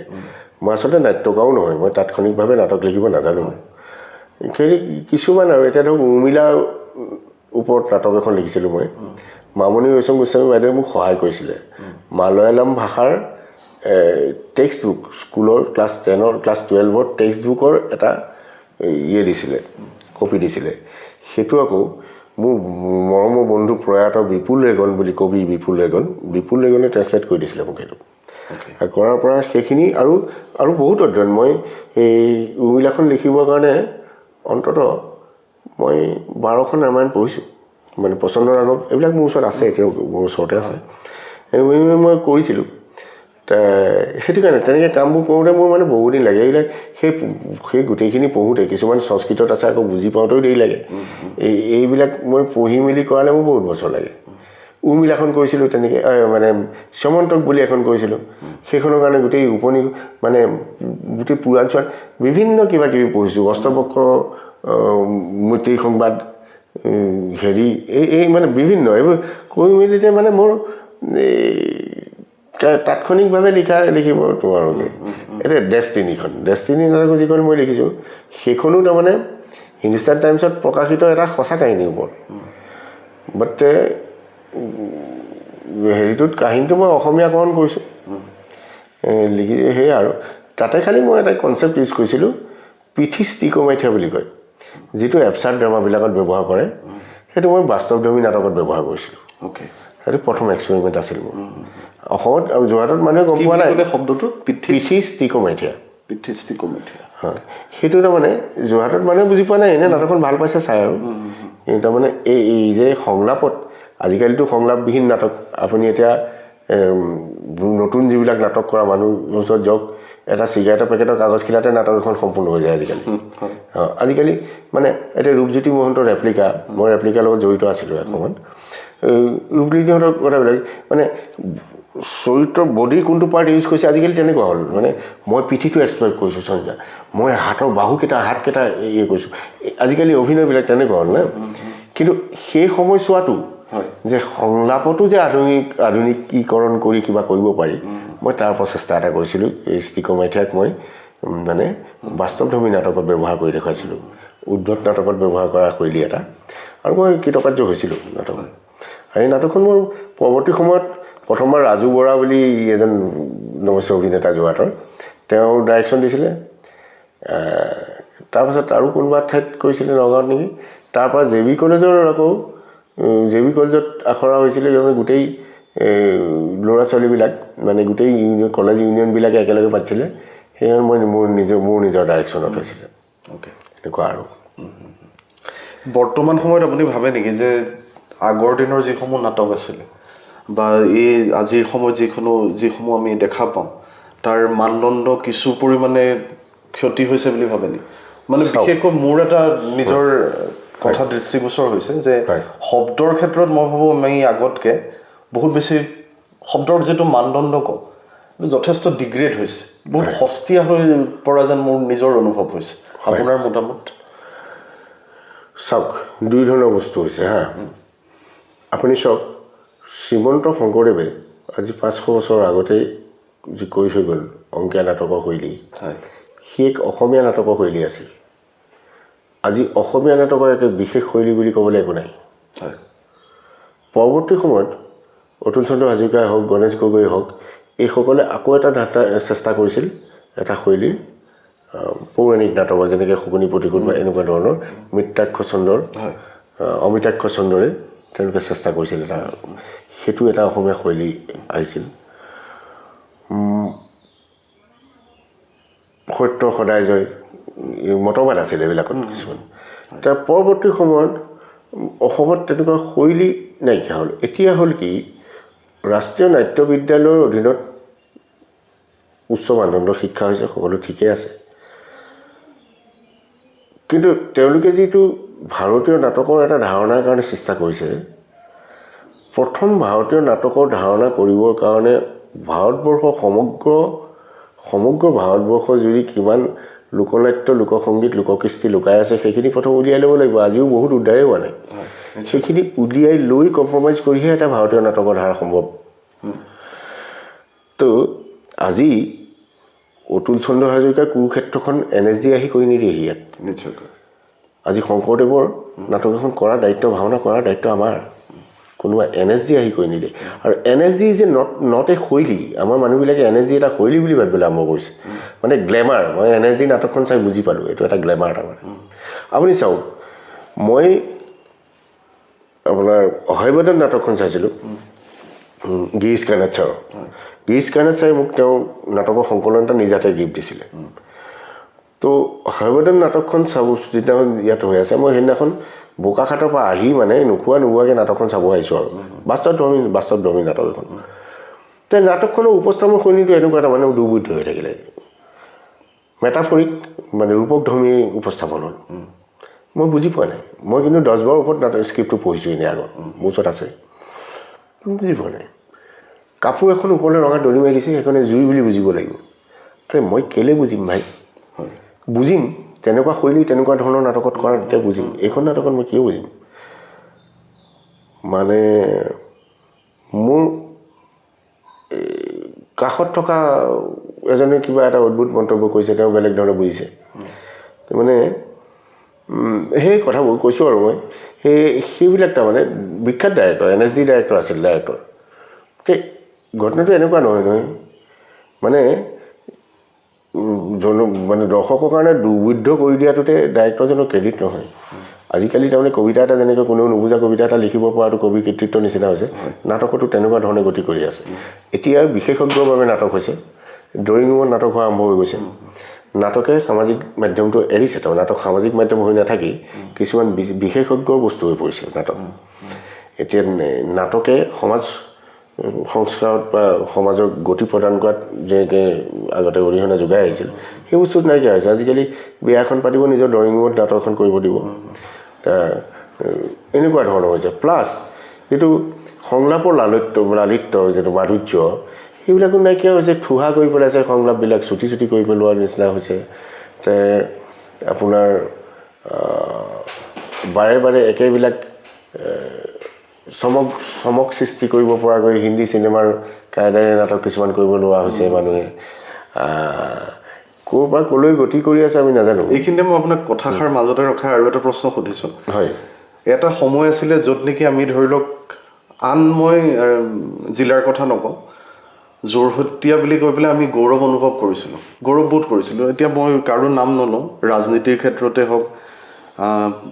স্পৰ্টছতেই হওক বা সংগীততেই হওক নাটকতেই হওক বহুকেইজন আমি এনেকুৱা ইয়াৰ পৰা মানুহ উলিয়াই পঠিয়াইছোঁ বিশ্বস্তৰত তেওঁলোকৰ চিনাকি হৈছে আজিৰ কিন্তু যিচাম যুৱচাম হয় আমি কাকোৱে দেখা পোৱা নাই তাৰ কাৰণে আচলতে দায়ী কোন অভিভাৱক শিক্ষাগুৰু নে আমাৰ গোটেই পৰিৱেশটো মানে এনেকুৱা হৈ গৈছে এইটো যুগ ধৰ্ম বুলি ক'ব লাগিব যে যোৰহতীয়া সফলতা হয় যুগ ধৰ্ম বুলিয়ে কোৱা নিচিনা হ'ব মানে তাৎক্ষণিক সফলতাৰ দৌৰত লাগি আছে এনেকুৱা হৈছে চব মই আপোনাক কৈছোঁ এটা সময়ত খুব চিডি চিনেমাবিলাক হৈছিল হা সেই সময়ছোৱাত দেখিছিলোঁ মই নাটক কৰিবলৈ শিকাওঁ মই আপুনি বোধহয় জানে চাগে মই গাঁওবিলাকত নাটক কৰোঁ নাটক কৰি তাৰ পৰা ল'ৰা ছোৱালীখিনি গোটাওঁ 6খনমান গাঁৱত কৰোঁ প্ৰতি বছৰে গোটাই পেলাই যোৰহাট থিয়েটাৰত এখন নাটক কৰোঁ মই নিজে লিখা স্ক্ৰিপ্ট সেইদৰে কয় নতুন ল'ৰা মই নতুন অভিনেত্ৰী ছাপ্লাই দিওঁ আৰু যোৰহাটৰ সাংস্কৃতিক জগতখনলৈ মই তেনেকৈ বহুত ল'ৰা ছোৱালী ছাপ্লাই দিলোঁ বুলি ক'ব পাৰে মই মানে জখলা হৈ দিলোঁ আৰু মই পৰৱৰ্তী সময়ত মই নাই তেওঁলোক নতুন ডাঙৰ অনুষ্ঠানবিলাকে তেওঁলোকক লৈ লয় আৰু তেওঁলোকক আকৌ মই নতুন বিচাৰি যাওঁ মোৰ এইটো এটা হবিও আছিলে আৰু তাৰ কাৰণে মই খৰচ পাতিও মই নিজাকৈ কৰোঁ মই মাহে এটা পইচা থৈ যাওঁ নাটক কৰিবলৈ মোৰ এইটো হবি আৰু তো তাৰ পৰা কথাটো হ'ল কি তাৎক্ষণিক তাৰমানে সেই ল'ৰা ছোৱালীবোৰ মই বিভিন্ন কিছুমান ল'ৰা ছোৱালী দেখিলোঁ এখন নাটকহে মই কৰিলোঁ পৰৱৰ্তীখনৰ চিনেমা কৰিবলৈ গ'ল য'ত গ্লেমাৰ বেছি আছে তাৰমানে আৰু খুব সোনকালে কৃতকাৰ্যতা লাগে চবকৈ আল্টিমেটলি এখন দুখন কৰাৰ পাছত তেওঁলোক ফেইল হয় মই মানে খুব ছাকচেছফুল ল'ৰা ছোৱালী বহুত আছে মই সকলোকে সমানে ছাকচেছ হোৱা দেখা নাই আৰু ছেকেণ্ড হ'ল কি এতিয়া এনেকুৱা হৈছে তাৰমানে আজিকালি মানে কোনোবাই কমাৰ্চিয়েলাইজেশ্যন ৱৰ্কশ্বপ পাতে প্ৰতিটো নাট্যগোষ্ঠীয়ে ৱৰ্কশ্বপ পাতে ৱৰ্কশ্বপ নাপাতিলে নাট্যগোষ্ঠী আজিকালি জীয়াই থাকিব নোৱাৰে কেলৈ ৱৰ্কশ্বপতো সময়তে তেওঁলোকে যথেষ্ট পইচা আহৰণ কৰিলে এজন প্ৰশিক্ষাৰ্থীৰ পৰা 1000-1200 টকাকৈ তুলি মেলি পইচা যোগাৰ কৰিলে তাৰপাছতে আৰু কি হয় পৰৱৰ্তী সময়ত সেই 50টা বা 40টা ল'ৰা ছোৱালী ল'লে নহয় নাটক এখন লিখিব সেই 40টাকে নাটকত উলিয়াই দিব ষ্টেজত এটাই মূৰটোহে প্ৰথমতে উলিয়াবলৈকে পায় সেইটোৱে তাহাঁতি অভিনয় কৰিলোঁ বুলি বিৰাট আনন্দ কৰে আৰু সেইবিলাক সকলোৱে কৰে সকলোকে কৰা দেখি আহিছোঁ মই তাৰমানে ৱৰ্কশ্বপ যি পাতে তো ৱৰ্কশ্বপ আচ্ছা ৱৰ্কশ্বপ যে পাতে নাটক যে শিকালে নাটকৰ কেৰিকুলাম কি শিকাইছা তুমি এইটো এটা কিবা ষ্টেণ্ডাৰ্ড আছে নে তোমাৰ ধৰণে তুমি শিকাইছা তেওঁৰ ধৰণে তেওঁ শিকাইছে যাৰ যি মন যায় শিকাই আছে মানে আজি তোমাৰ ওচৰত নাটক শিকাজনে ক'ৰবাত বেলেগ এজেগাত কলিকতাত গৈ পেলাই নাটকৰ গোষ্ঠী এটা নাটক কৰিব পাৰিব নে নোৱাৰে মানে কথাটো কৈছোঁ কোনটো ষ্টেণ্ডাৰ্ডৰ শিকাইছা নেশ্যনেল লেভেলৰ শিকাইছা নে NSDয়ে শিকোৱাবিলাক শিকাইছা নে কি শিকাইছা নে অসমীয়া শৈলী শিকাই আছা কানাইলাল ছাৰে কিন্তু মণিপুৰী শৈলী গোটেই বিশ্ব মানদণ্ডত প্ৰচাৰ কৰিলে কানাইলাল ছাৰে NSDian নাছিল NSD পাছ কৰা নাছিল কিন্তু NSD টিচাৰ কেনেকৈ হৈছিল তেওঁ NSD তেওঁ গ্ৰেজুৱেটো নাছিল NSD গ্ৰেজুৱেশ্যন নোলোৱাকৈ তেওঁ NSDটো টিচাৰ হৈছিল তেওঁ মণিপুৰী এইবিলাক শৈলীবিলাক তেওঁ নাটকত ইউজ কৰিলে আমাৰ অসমীয়াবিলাকে কানাইলালৰ ষ্টাইলত নাটক কৰিবলৈ যোৱাতকৈ অসমীয়া শৈলী কিয় ইউজ নকৰে অসমীয়া সূত্ৰধাৰটো নাটকখনত সূত্ৰধাৰটো অসমীয়া সূত্ৰধাৰ কেলৈ নুলিয়াই কেলৈ মণিপুৰী সূত্ৰধাৰটো উলিয়াই কথাটো কৈছোঁ এই এনেধৰণৰ কথা আৰু খুব বেছি বাণিজ্যিকীকৰণ হৈছে মানুহে আগৰ দৰে তাৰমানে নাটক চাই পেলাই এনেকুৱা নহয় নাটক এতিয়া তাৰমানে এনেকুৱা হোৱা নাই এটা ধৰক আগতে MSR ভ্ৰাম্যমান এনেকৈ বিভিন্ন ধৰণে আছিলে আজিকালি মই কৈ দিছোঁ আপোনাক MSR গোষ্ঠীবিলাকেও এতিয়া বাহাৰুল ইছলামে নাটক কৰে তেখেতে যিটো গ্ৰুপ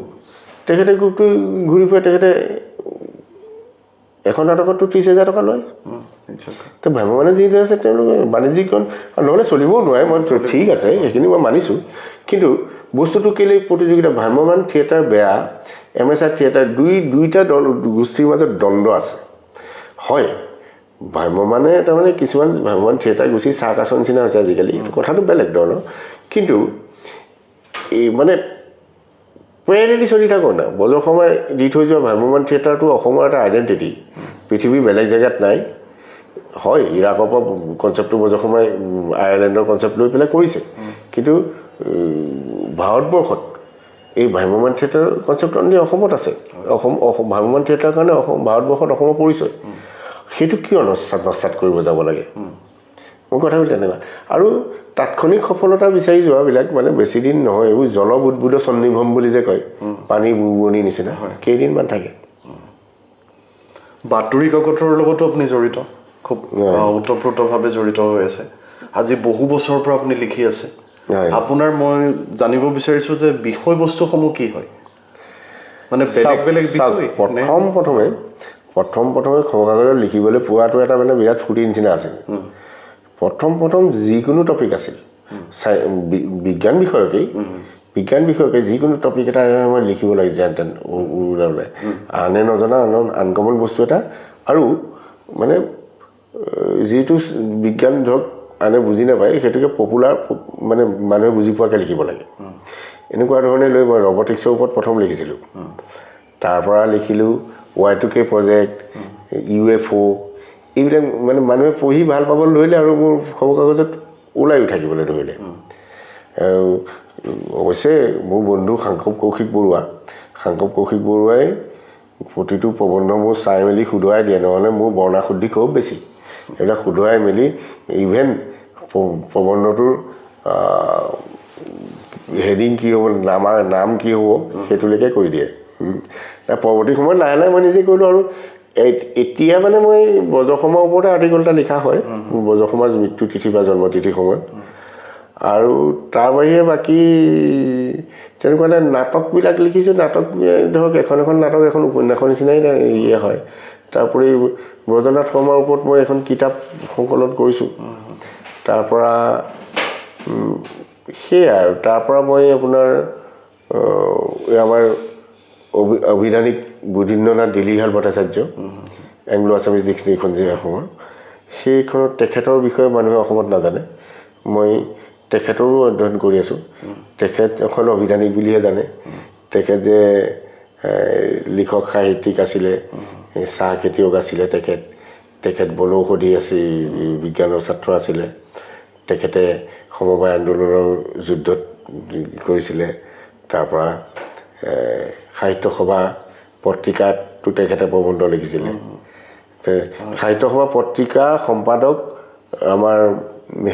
চন্দ্ৰদেৱ বৰুৱাক গুচাই দিব লগা কিয় হৈছিল গম পায়? সেইটো এটা ইণ্টাৰেষ্টিং কথা। চন্দ্ৰদেৱ বৰুৱাই এটা বৰ বিতৰ্কিত প্ৰবন্ধ, মানে এখেতে ভয় নকৰে, উদিন্দ্ৰনাথ দিলিহা পাতিছে হু কেয়াৰ্ছ টাইপৰ মানুহ, তেখেতে ভয় নকৰে। তেখেতে তাৰমানে মহিলা আৰু সাহিত্য সভা বিৰুদ্ধে সাহিত্য সভা পত্ৰিকাতে এটা প্ৰবন্ধ লিখিছিলে, আৰু তাৰ কাৰণেই সাহিত্য সভাই নিলম্বন আঁতৰাইছিলে চন্দ্ৰদেৱ বৰুৱাই। সেইবিলাক সাহিত্য সভাৰ পত্ৰিকা এইবিলাক থোৰ অধ্যয়ন কৰিলে তাত পাব, এনেই থাপতে পোৱাকৈ নাই কথাবোৰ। তাৰপৰা সেই তেনেকুৱা আৰু তেখেত ধৰক জগন্নাথ বৰুৱাৰ লগত গৈছিলে বিলাতলৈ যাওঁতে, সম্ৰাটৰ কৰোনেশ্যনত জগন্নাথ বৰুৱা যাওঁতে তেওঁ লগত তেওঁ সহায়ক হিচাপে গৈছিলে। তেতিয়া সেইটো সময়ত বিলাতলৈ যোৱা মানুহৰ সংখ্যা আৰু একেই নগণ্য, 1902 চনৰ কথা। এইখিনিতে এটা কথা সোধোঁ দেই, এতিয়া ধৰি লওক আমি দেখিছোঁ কৃত্ৰিম বুদ্ধিমত্তা, আৰ্টিফিচিয়েল ইণ্টেলিজেঞ্চৰ কথা আজিকালি আমি সদায় পাতি থাকোঁ, চব ক্ষেত্ৰতে দেখিছোঁ, আৰু দেখিছোঁ যে কৃত্ৰিম বুদ্ধিমত্তাই বিভিন্ন স্তৰত প্ৰৱেশ ঘটিছে। প্ৰায় প্ৰতিটো দিশতে তাৰ প্ৰৱেশ ঘটা দেখা পাইছোঁ। নাটকৰ ক্ষেত্ৰত আপুনি ভাবে নেকি যে এটা সময়ত কেনেকুৱা ধৰণৰ প্ৰভাৱ পেলাব পাৰে? এইটোতো সঁচা কথা। আপুনি চাওক, আপুনি কাৰেল কাপেক বুলি এজন চেকোস্লোভেকিয়ান নাট্যকাৰ এজন আছে, তেওঁ RUR বুলি এখন ফেমাছ নাটক আছে, ৰেচিউমছ ইউনিভাৰ্চেল ৰবটিকা। এই RURখন গোটেই বিশ্ববিখ্যাত। তাৰ থিমটো এনেকুৱা, তাৰমানে মানুহে তাৰমানে যন্ত্ৰ কিছুমান সৃষ্টি কৰিলে মানুহৰ কামবিলাক কৰিবৰ কাৰণে। একদম মই মোটামুটিকৈ কৈছোঁ, নাটকখন মোৰ ওচৰত আছে, অতি চুটিকৈ কৈছোঁ। মোটামুটি যন্ত্ৰ কিছুমান সৃষ্টি কৰিলে, সেই যন্ত্ৰবিলাকৰ নামেই ৰবটনিক নাম দিছিলে। ৰবট শব্দটো কাৰেল কাপেকৰ RURৰ পৰা অহা, ৰবটনিক আছিলে এই বস্তুবিলাকৰ নাম। তো এই লাষ্টত গৈ এনেকুৱা হ'ল, মানুহে এইবোৰ জন্ম দিলে লাষ্ট শেষত মানে সেই ৰবটনিকবিলাকে মানুহবিলাকক মাৰি পেলালে, ৰজনীক নিজে থাকি এনেকুৱা টাইপৰ। এতিয়া আৰ্টিফিচিয়েল ইণ্টেলিজেঞ্চে মানুহে সৃষ্টি কৰা বস্তুটো এনেকুৱা হৈছে, মানুহৰ বুদ্ধিমত্তাক শেষ কৰি দিবলৈ যোৱা নিচিনা এটা পৰ্যায় পাইছে। তাৰমানে এইটো আপোনাৰ কি কয়, ভস্মলোচনৰ নিচিনা হ'ব ধৰিছে। আৰ্টিফিচিয়েল ইণ্টেলিজেঞ্চটো বৰ ভাল বস্তু আছিলে যেতিয়ালৈকে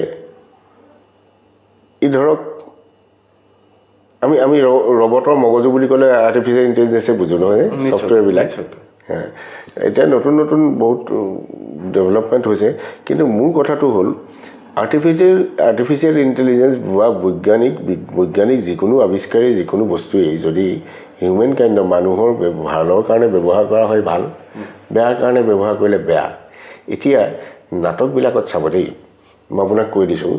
আজিকালি ধৰক মেকবেথখন বা অথেলোখন নালাগে, আমাৰ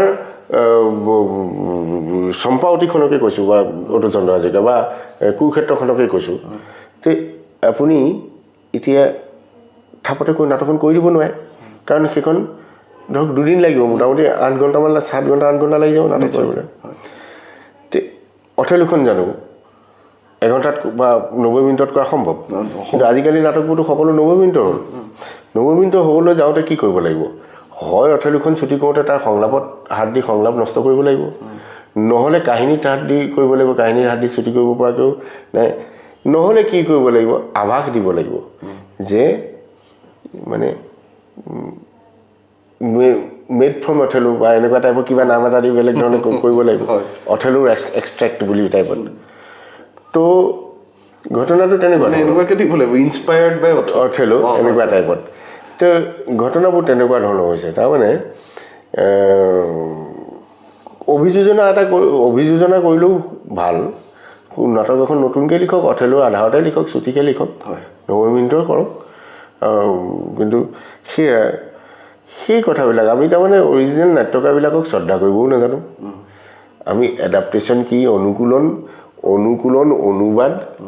আৰু মানে কি কয় নকল, এই কথাকেইটা পাৰ্থক্য নাজানো আমি নকলেই কৰি আছোঁ নে অনুকূলনেই কৰি আছোঁ নে এডাপ্টেশ্যনেই কৰি আছোঁ আমি নাজানো তো নিজৰ মাটিত নিজৰ বায়ু পানীত থাকি নিজৰ মাটিত ভৰি দি পেলাই যদি দূৰলৈ চোৱা যায় ঠিক আছে সুস্থ বতাহ পাব আপুনি যদি নিজৰ মাটিতে নাথাকি উৰিবলৈ চেষ্টা কৰে আপুনি পদ্ম পলাশনৰ ৰঞ্জিত পালেঙৰ পৰা মহা তপস্কে হৈ পৰি নিচিনা হ'ব বৰ্তমান এই মুহূৰ্তত আপুনি কি কৰি আছে মানে কি কেনেকুৱা ধৰণৰ নিজকে ব্যস্ত ৰাখিছে কামত সঁচা কথা ক'ব গ'লে মানে মই চাকৰিৰ পৰা মই মানে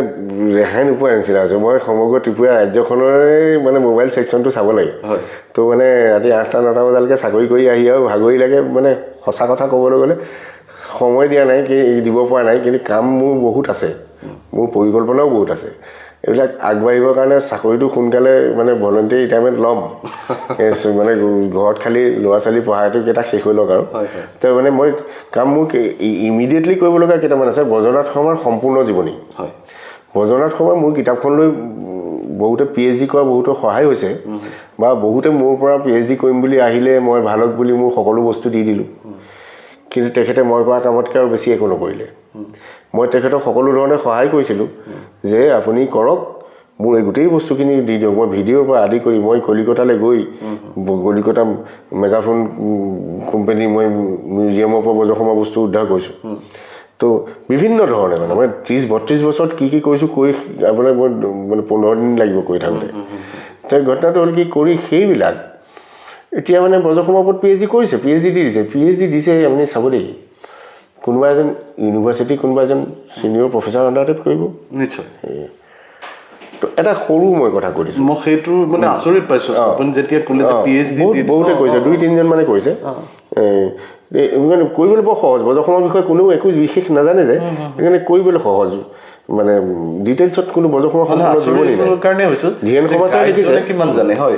ধীৰেন সমাচাৰে লিখিছে আৰু বাবুল দাসে লিখিছে তথাপিতো তাৰমানে সম্পূৰ্ণ জীৱনী হ'বলৈ আৰু বহুত আছে বহুত কথা আছে এতিয়া কথাটো হৈছে কি এই ইমানবিলাক এনেকুৱা আপোনাক মই সৰু দুটা উদাহৰণ দিওঁ মোৰ কোনোবা এটা প্ৰবন্ধত মানে সংগীত শিক্ষকজন বজসমাৰ সংগীত শিকোৱা ব্যক্তিজন ইৰাকত কেৱল চন্দ্ৰ ঘোষ আছিল তেওঁৰ নামটো কেৱলটো প্ৰিণ্টিং মিষ্টেক হৈ পেলাই অনলি চন্দ্ৰ ঘোষ আহি গ'ল চন্দ্ৰ ঘোষ বুলি ওলালে আচ্ছা এতিয়া বহুতে তাৰমানে প্ৰবন্ধ পাতি লিখে চন্দ্ৰ ঘোষ বুলি লিখে আচলতে কেৱল চন্দ্ৰ ঘোষ দ্বিতীয় কথাটো PhD কৰা গোটেই কেইজনে এতিয়ালৈকে যিকেইজনে PhD কৰিছে চবৰে মই থেচিছ চাইছোঁ তো PhD কৰা কেইজনে কি লিখিছে বহুত বস্তুৱে ভুল বাৰু লিখিছে আপোনাৰ ধৰক বজ্ৰসমা আছিলে বচুৱা চহৰ ইৰাকৰ বচুৱা চহৰ ৱেষ্ট বেংগল ড্ৰামেটিক ক্লাবৰ মেম্বাৰ ৱেষ্ট বেংগল ড্ৰামেটিকা BASE ক'ৰবাত কিবা কাৰণত ক'ৰবাত ভুলক্ৰমে ৱেষ্ট বেংগল ড্ৰামেটিক ক্লাব হৈ থাকিলে আৰু চবেই ৱেষ্ট বেংগলে লিখে তেতিয়া বাৰু 1915-16 চনত বাৰু ৱেষ্ট বেংগল ইষ্ট বেংগল হৈছিল জানো তো কথাটো কৈছোঁ মই ৱেষ্ট বেংগল ড্ৰামেটিক ক্লাব ৱেষ্ট বেংগল কেনেকৈ ৱেষ্ট বেংগলো নহয় ৱেষ্ট বেংগলী ড্ৰামেটিক ক্লাব তাৰমানে বজসমা যিটো ৰেজিমেণ্ট আছিলে 49 বেংগল ৰেজিমেণ্ট আৰু এইটোক শ্বৰ্ট ফৰ্মত 49 বেংগলী বুলি কৈছিলে সেই ৰেজিমেণ্টটো 49 বেংগলী মানে বেংগল ৰেজিমেণ্ট 49 বেংগলীৰ পৰা বেংগলী যিটো বেছ কেম্প ইৰাকত সেই বেছ কেম্পৰ ওচৰতে এইটো আছিলে বেছ কেম্পতে আছিলে এই ক্লাবটো সেইটো কাৰণে বেছ বেংগলী ড্ৰামেটিক ক্লাব হৈছিলে এই সামান্য কথাটো নজনাৰ কাৰণে প্ৰতিজন PhD কৰাৰ এই কথাটো ভুল হৈ আছে আৰু PhD থেচিছত ভুল তথ্যবোৰ থাকিলে বেয়া নিশ্চয় কেতিয়াও গ্ৰহণযোগ্য নহয় আপোনাৰ ওচৰলৈ তেনেকুৱা কোনোবা PhD স্কলাৰ বা ছাত্ৰই কেতিয়াবা ওচৰলৈ আহিছে নেকি কৰিছে আপুনি তেওঁলোকৰ প্ৰতিজনৰে দেখিব মোৰ এই কিতাপখনৰ ৰেফাৰেঞ্চে দিছে কাৰণ তথ্যভিত্তিক এইখনেই প্ৰথম কিতাপ এইখনৰ ওপৰত মানে বেছি নকওঁ আৰু এইখন কিতাপৰ ওপৰতেই কৈছে দুই একে হয়তো কথাটো কৈছোঁ আমি মানে সেইটো গৰ্বই কৰোঁ যে আমি আপাতত তাৰমানে PhDৰ কোনোবাই মোৰ কিতাপখনৰ ওপৰত PhD কৰিছে যদি ময়ো PhD কৰিছোঁ ইনডাইৰেক্টলি বুলি ভাবি লওঁ আৰু আনন্দ সেইটোৱেই লওঁ আজি ৰাতিপুৱাই আহোঁতেই আপুনি আৰু এজন ব্যক্তিৰ নাম উল্লেখ কৰিছিলে অভিজিত বৰুৱা হয় তেখেতৰ বিষয়ে কিবা ক'ব বিচাৰিব নেকি অভিজিত বৰুৱা মানে আমাৰ গিনিজ ৰেকৰ্ড কৰা অভিজিত বৰুৱা অভিজিত বৰুৱা এই খুব খুব হাৰ্ডৱৰ্কিং, খুব টাৰ্গেটেড, খুব জেদি ল'ৰা। ই Limca book of Guinness Limca বুকৰ ৰেকৰ্ড কৰিলে প্ৰথমতে। সেই সময়ত মই বিশেষকৈ জড়িত নাছিলোঁ। মোৰ নাটক কৰা গ্ৰুপত তাৰ লগৰ কেইবাটাও জড়িত হৈ সেই সূত্ৰে আহে কেতিয়াবা। তাৰ পৰৱৰ্তী সময়ত যেতিয়া গিনিজ ৰেকৰ্ড কৰিবলৈ গ'ল, সেই সময়ত অভিজিতে মোক নিজে লগ কৰি গ'লোঁ। মই অকণ আগভাগ ল'লোঁ। মই যিমান পাৰোঁ মই সহায় কৰিবলৈ ল'লোঁ। চাকৰিৰ পৰা আহি প্ৰতিদিনে তাৰ লগত যাওঁ, মানে বিভিন্ন ধৰণে গিনিজ অথৰিটিলৈ কিবা লিখাৰ পৰা আদি কৰি বিভিন্ন কথাতে। আৰু কেইবাটাও ল'ৰা আছিলে অভিজিতৰ লগত। তাৰপৰা আমি ট্ৰাই কৰি তাৰমানে এনেকুৱা মানে মোৰ ঘৰলৈ শনিবাৰে আহে, এওঁ পাৰ মাংস জোল বনাই দিয়ে, তাক তাৰমানে এইবিলাক আমলখি জোল চোল বনাই দিয়ে, এই তেনেকুৱা ধৰণৰ আৰু। অভিজিতে যেতিয়া ৰাতি ৰাতি প্ৰেক্টিচ কৰে, দৌৰে, মই মোৰ গাড়ীখনে আগে আগে যাওঁ। তাৰমানে ৰাস্তাটোত বহুতো অভিজিত বেয়া পোৱা মানুহো বহুত আছিল। এইবিলাকে হেৰি ভাঙি ভাঙি থয়, এই চিচা ভাঙি ভাঙি পেলায়। অভিজিতে যিহেতু খালী ভৰিয়ে প্ৰেক্টিচ কৰে দৌৰটো, এই তেনেকুৱা ধৰণৰ। তাৰপৰা মই গাড়ীখনে আগে আগে যাওঁ। এবাৰতো মই মানে বাইপাছৰ পৰা গাড়ী একদম তললৈ গৈ সেইদিনাখন মৰিবই লাগে। ৰাতিপুৱা 3টা বজাত যাব লাগে। মোৰ টোপনি আহি গ'ল। প্ৰথমতে সেই গেৰেজটোত ভিতৰত সোমাই গাড়ীখন খুন্দা মাৰি গৈছোঁ। তেনেকুৱা বিভিন্ন ইয়াক মই ৰেলৱে ষ্টেচনত আমাৰ মৃণাল তালুকদাৰৰ লগতো চিনাকি কৰি দিছোঁগৈ। তাকেদিন নি SP ওচৰলৈ, সংযুক্তা পৰাশৰ ওচৰলৈ বহুবাৰ গৈছোঁ, ৰাণা গোস্বামীৰ ওচৰলৈ গৈছোঁ। আৰু শেষত মৃদুল ভূঞা আৰু জয়ন্ত নাথক এদিন লগ পালোঁ। তাক তেনেকৈ লৈ ঘূৰি ফুৰোঁতেই লগ পালোঁ আপোনাৰ জোনাকী সংঘৰ ওচৰতে, জোনাকী সংঘৰ বিদ্যালয়ৰ ওচৰতে। তেওঁলোকে নিজৰ ল'ৰা ছোৱালী আনিবলৈ কি কাৰণত গৈছিলে আৰু তাতে তেওঁলোকক গোটেই কথাকেইটা ক'লোঁ যে ৰাণা গোস্বামীৰ লগত মোৰ চিনাকি যদিও এনেকুৱা নহয় যে ইয়াক দৌৰাবলৈ হ'লে এনেকুৱা পইচা পাতিৰ প্ৰয়োজন, ইয়াক খোৱা বোৱা বহুতে জোতা মানে বহুত টকাৰ বহুত এই পদ্ধতিগত এই গিনিজ ৰেকৰ্ড কৰিবৰ কাৰণে তেওঁলোকক আনি ৰাখিব লাগিব, থ'ব লাগিব। এনেকুৱা এডমিনিষ্ট্ৰেশ্যনে হেল্প নকৰিলে নহ'ব। আপোনালোকে কিবা এটা সহায় কৰক। ইতিমধ্যে মই মুখ্যমন্ত্ৰী তৰুণ গগৈদেৱক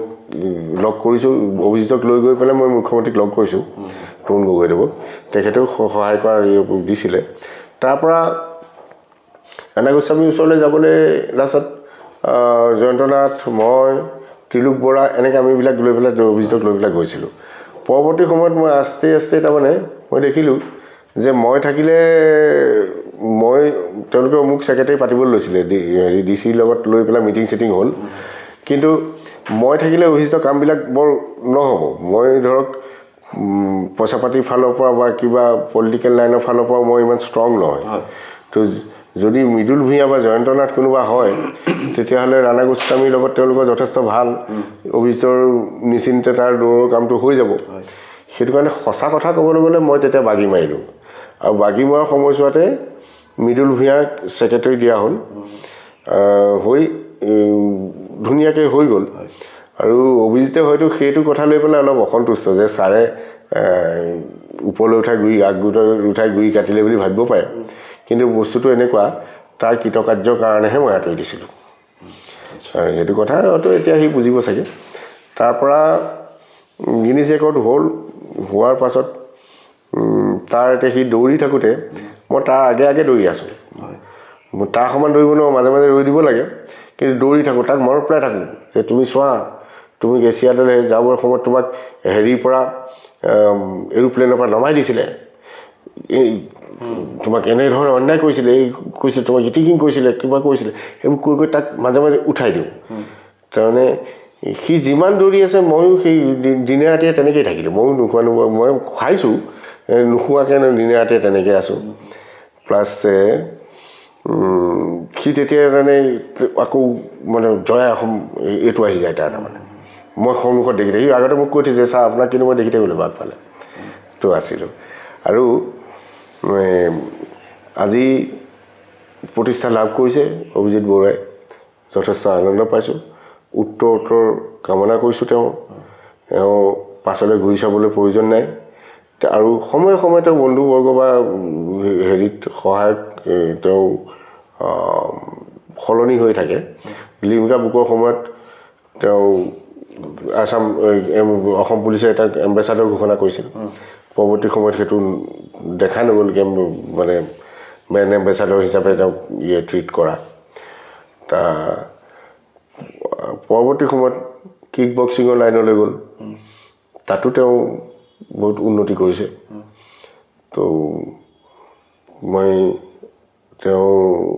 উত্তৰ কামনা কৰিছোঁ সুন্দৰ সংসাৰ হওক তেওঁ ভৱিষ্যত উজ্জ্বল হওক আপুনি উল্লেখ কৰিছিলে যে আপুনি অসম নাট্য সন্মিলনৰ যিটো যোৰহাট শাখা তাৰ প্ৰতিষ্ঠাপক সম্পাদক হয় হয় এই মানে মই প্ৰতিষ্ঠান বুলিয়ে কৈছোঁ বা অনুষ্ঠানৰ মানে কামখিনি কেনেকুৱা চাওক অসম নাট্য সন্মিলন অনুষ্ঠানটো ডিব্ৰুগড়ত জন্ম হৈছিলে কলাগুৰু বিষ্ণুপ্ৰসাদ ৰাভাই দেৱৰ জন্ম দিয়া এটা অনুষ্ঠান তো এইটো কণ্টিনিউ কৰা অত্যন্ত প্ৰয়োজনীয় বিষ্ণুপ্ৰসাদ ৰাভাক যদি জীয়াই ৰাখিবলৈ হয় অসম নাট্য সন্মিলনকো জীয়াই ৰাখিব লাগিব দ্বিতীয় কথা অসমত নাটকৰ একমাত্ৰ অনুষ্ঠান আছিল এইটো এতিয়া বহুত অনুষ্ঠান আৰু গঢ় লৈছে এই অসম নাট্য সন্মিলনে নাটকৰ প্ৰচাৰ আৰু উন্নয়নত মানে আগভাগ লৈ আহিছিল অত বছৰে তো এখন নাটকৰ এখন কলেজ খোলাৰ প্ৰপ'জেল আছিল হেডকোৱাৰ্টাৰ আছিল নগাঁৱত তাতে মাটি বাৰী তাতেই কৰাৰ কথা আছিল বিভিন্ন ধৰি অসম চৰকাৰৰ লগত যোগাযোগ চলিলে অসম নাট্য সন্মিলনে বজনাথ শৰ্মা বাৰ্ষিক বঁটা এটা দি আহিছিল পৰৱৰ্তী সময়ত চৰকাৰে বাৰ্ষিক বঁটা দিবলৈ এতিয়া আৰম্ভ কৰিলে বজনাথ শৰ্মা পপুলাৰ হোৱাৰ পাছত আৰু মানে আকৌ নতুনকৈ বজনাথ উলিয়াই অনাৰ পাছত মানুহে তাৰপৰা গ'ল কথা গৈছিল অসম নাট্য সন্মিলনৰ মানে কি হ'ল মানে প্ৰত্যেক মই কৈছোঁ নহয় প্ৰত্যেকবিলাক গ্ৰুপেই নিজৰ নিজৰ স্থিতি ৰাখিব খোজে ৱৰ্কশ্বপ এটাকে পাতি হ'লেও মই আছোঁ বুলি ৰখাত মানে এনেকুৱা ধৰণৰ কিন্তু এই নাটকৰ অসম নাট্য সন্মিলনৰ সদস্যজন কোনোবা এটা নাট্যগোষ্ঠীৰ সদস্য তেওঁ নিজৰ নাট্যগোষ্ঠীটো জীয়াই থকাও বিচাৰে অসম নাট্য সন্মিলনটো থাকে এতিয়া দুইফালে সমানে তেওঁ দিব নোৱাৰে কাৰণে অসম নাট্য সন্মিলনৰ শাখাবিলাক বৰ বেছি দিন নৰয় যোৰহাটতে অলপ ৰৈ আছে কাৰণ যোৰহাটত মই জিলা সম্পাদক হৈ পেলাই মই বহুতকেইটা শাখা খুলিছিলোঁ ভাবিছিলোঁ যে শাখাবিলাক যদি 10টা বা 15টা শাখা খোলোঁ অন্ততঃ 2-3টা মৰিলেও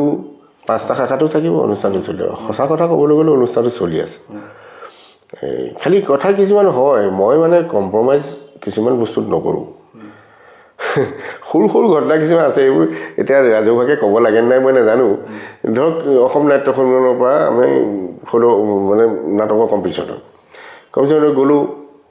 বৰপথাৰত কম্পিটিশ্যন আছে জইন কৰিলোঁ আমাৰ নাটকখন বেয়া হৈছে প্ৰাইজ নাপালোঁ তো মোৰ গ্ৰুপটোৱে যেতিয়া মোৰ ওচৰত নাটক কেলৈ প্ৰাইজ নাপালোঁ উদ্ভণ্ডালি চিঞৰ-বাখৰ কৰিবলৈ ধৰে তে কি হ'ল মই তেতিয়া চিন্তা কৰোঁ যে মই কি শিকালোঁ ইহঁতক মইতো ইহঁতক শিল্পী সুলভ মনোবৃত্তিৰ কথাই কৈছিলোঁ প্ৰাইজ নাপালেই অফেণ্ডেড হ'ব পাব যোগ্যতা নাই বেয়া হৈছে নাটকখন এনেকুৱা নাই পোৱা একচেপ্ট কৰিব লাগিব মানি ল'ব লাগিব তাৰ পাছৰ পৰা মই এনেকুৱা তাৰমানে মই গ্ৰুপটোকে এৰি দিম তাৰমানে এনেকৈ মই নাটক নকৰোঁ মই নাটক কৰি যদি ভাল শিল্পী ভাল মনৰ মানুহ সৃষ্টি কৰিব পৰা নাই মোৰ যোগ্যতা নাই মই তেনেকৈ ঘপকৈ এৰি দিওঁ তাৰপাছত পৰৱৰ্তী সময়ত মোৰ যোৰহাটৰ পৰা ট্ৰেন্সফাৰ হৈ যোৱাৰ কাৰণে মই ধৰক নাট্য সন্মিলনৰ পদবী এৰিলোঁ কিন্তু এনেকুৱা তাৰমানে যোৰহাট জিলা নাট্য সন্মিলন এতিয়া কোনোবাই যদি ভিডিঅ'টো দেখি জানিব আজিও তাৰমানে নতুন কমিটি কিমানবাৰ নতুন কমিটি হ'ল ঠিক নাই নাজানো মই নতুন কমিটিয়ে আজিও মোৰ পৰা প্ৰচিডিঙৰ বহীবিলাককে নিবলৈ থাকি গ'ল তাৰমানে পৰৱৰ্তী সময়ত আৰু যোৰহাট জিলা নাট্য সন্মিলনৰ ইতিহাস তেওঁলোকে কেনেকৈ কাৰোবাক ক'ব সেইদে অনুষ্ঠানবিলাক শেষ হৈ যায় এদিন গৈ মোৰ ঘৰত বেয়া হৈ যাব লয় পাব বা মই মৰি থাকিম তো কথাটো কৈছোঁ বৰ্তমান সময়ত এতিয়া আপোনাৰ ধৰি লওক যিসমূহ অভিনেতা অভিনেত্ৰী আছে আপোনাৰ আটাইতকৈ ভাল লগা অভিনেতা বা অভিনেত্ৰীগৰাকী কোন থিয়েটাৰত হয় থিয়েটাৰত মোৰ একদম পোনপটীয়াকৈ হ'ল বৰ্ষাৰাণী বিষয়া আৰু এই প্ৰস্তুতি পৰা কাৰণটো জানিব পাৰোঁনে? কাৰণটো মানে প্ৰস্তুতি কিন্তু মোৰো প্ৰস্তুতি অভিনয় খুব বলিষ্ঠ আৰু মানে হেৰি এনেকুৱা নহয় তাৰমানে সকলো ধৰণৰ অভিনয় কৰিব পাৰে আৰু মানে আমাৰ যোৰহাটত ইয়াত প্ৰস্তুতি হ'ল পিয়ৰলি নাটকৰ পৰা ষ্টেজৰ পৰা যোৱা আমাৰ চকুৰ আগত আমি দেখি আছোঁ গণেশ দাহঁতৰ মানে কি বুলি কয় আমাৰ অৰূপ বৰঠাকুৰহঁতৰ তত্ত্বাৱধানত শিক্ষা লোৱা ছোৱালী এজনী তাই যথেষ্ট ভাল প্ৰগ্ৰেছ কৰিলে তাৰপাছত চিনেমা জগতলৈ গ'ল চিনেমাত হৈছে কিন্তু তেওঁ মেইনলি মঞ্চৰ পৰা যোৱা অৰিজিনেলি আৰু এতিয়া মঞ্চতে আছে তাই মঞ্চত ভালকৈ হয় মানে সদায় কৰি কিছুমান দুই এটা অতিৰঞ্জিত হ'বলৈ লৈছে মানুহে কিছুমান সমালোচনা দেখোঁ মানে মাজতে জ্যোতিপ্ৰসাদ আগৰৱালাৰ নাটকখন তেনেকুৱা সেই কৰি লৈ পাছত আকৌ নিজেই তেওঁ হেৰি কৰিব লগা হৈছে তেনেকুৱা কি মুনিনাঞ্চ মতিভ্ৰম মানুহৰ আৰু কি হয় কাম কৰিলেহে ভুল ওলাব কাম নকৰা মানুহতো কি আৰু তে প্ৰস্তুতি পৰাশৰ অভিনয় মোৰ ভাল লাগে ফ্লেক্সিবিলিটি মানে হেৰিত ভেৰিয়েশ্যনছ আছে তাৰপৰা বৰষামীৰ বিষয়েও অভিনয় ভাল লাগে আৰু বহুত আছে ভাল লগা এতিয়া আপুনি মই দুলু বাইদেউ আমাৰ চেতনা দাসতো ভাল লাগে মই চেতনা দাসতকৈ আমাৰ দুলু মজুমদাৰৰ অভিনয় বেছি ভাল লাগে মইতো দুলু মজুমদাৰক চেতনা দাসতকৈ ওপৰত বুলি কওঁ কিন্তু দুলু মজুমদাৰ অভিনয় নাপালে তেওঁ যোৰহাটত 500খনৰ কম নাটক কৰা নাই তাৰমানে সন্মান নাই পোৱা সেই অভিনয়ত মানে মানে শিল্পী শ্মশান বুলি কয় নহয় আমাৰ দেশখনত তেনেকুৱা আৰু দাদা আৰু এটা কথা সোধোঁ নাটকৰ লগততো আপুনি আজি অত বছৰ জড়িত হৈ আছে ভাওনাৰ যিটো সময় অসমত আগৰ আমি শুনো যে অমুকত ভাওনা হৈছে তমুকত ভাওনা হৈছে কিন্তু আজিকালি শুনো যে প্ৰতিযোগিতামূলক ভাওনা হয় চব জেগাতে প্ৰতিযোগিতা হৈছে ইমানলৈকে শুনিছোঁ যে ইমানটো টকা দিলেহে মই অভিনয় কৰিম বা পাৰ্টিচিপেট কৰিম এই যিটো মনোবৃত্তি বা মনোভাৱ আমি দেখা পাইছোঁ কিমান সুস্থ এখন সমাজৰ কাৰণে আপুনি শুনক ভাওনা বুলি ক'লে তাৰমানে মোৰ অত্যন্ত দুৰ্বলতা আছে মোৰ অভিনয় জীৱনৰ আৰম্ভণি ভাওনা লাহিং লক্ষীবাৰী গাঁৱত মই ভাওনাৰ প্ৰহ্লাদৰ চৰিত্ৰৰে শিশু পৰাই মই আৰম্ভ কৰা তো ভাওনা অভিনয় ভাওনা নাটক আমাৰ বৰ দৃষ্টিভংগী বেলেগ বেলেগ হয় ভাওনাত আধ্যাত্মিক পাঠটো জড়িত থাকে কিন্তু শ্ৰীমন্ত শংকৰদেৱ যে অসমৰ প্ৰথম নাট্যকাৰ সকলো অসমৰ সকলো জাতি ধৰ্ম বৰ্ণ নিৰ্বিশেষে সকলোৱে সেই কথাটো জনা আৰু মনাৰ প্ৰয়োজন হয় প্ৰথম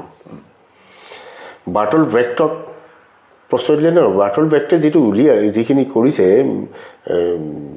ছাজেষ্টিভ ছেটিংছ বা কিবা কিবি এইবিলাক শ্ৰীমন্ত শংকৰদেৱে তেতিয়া 500 বছৰ আগতেই কৰি থৈ গৈছে আমি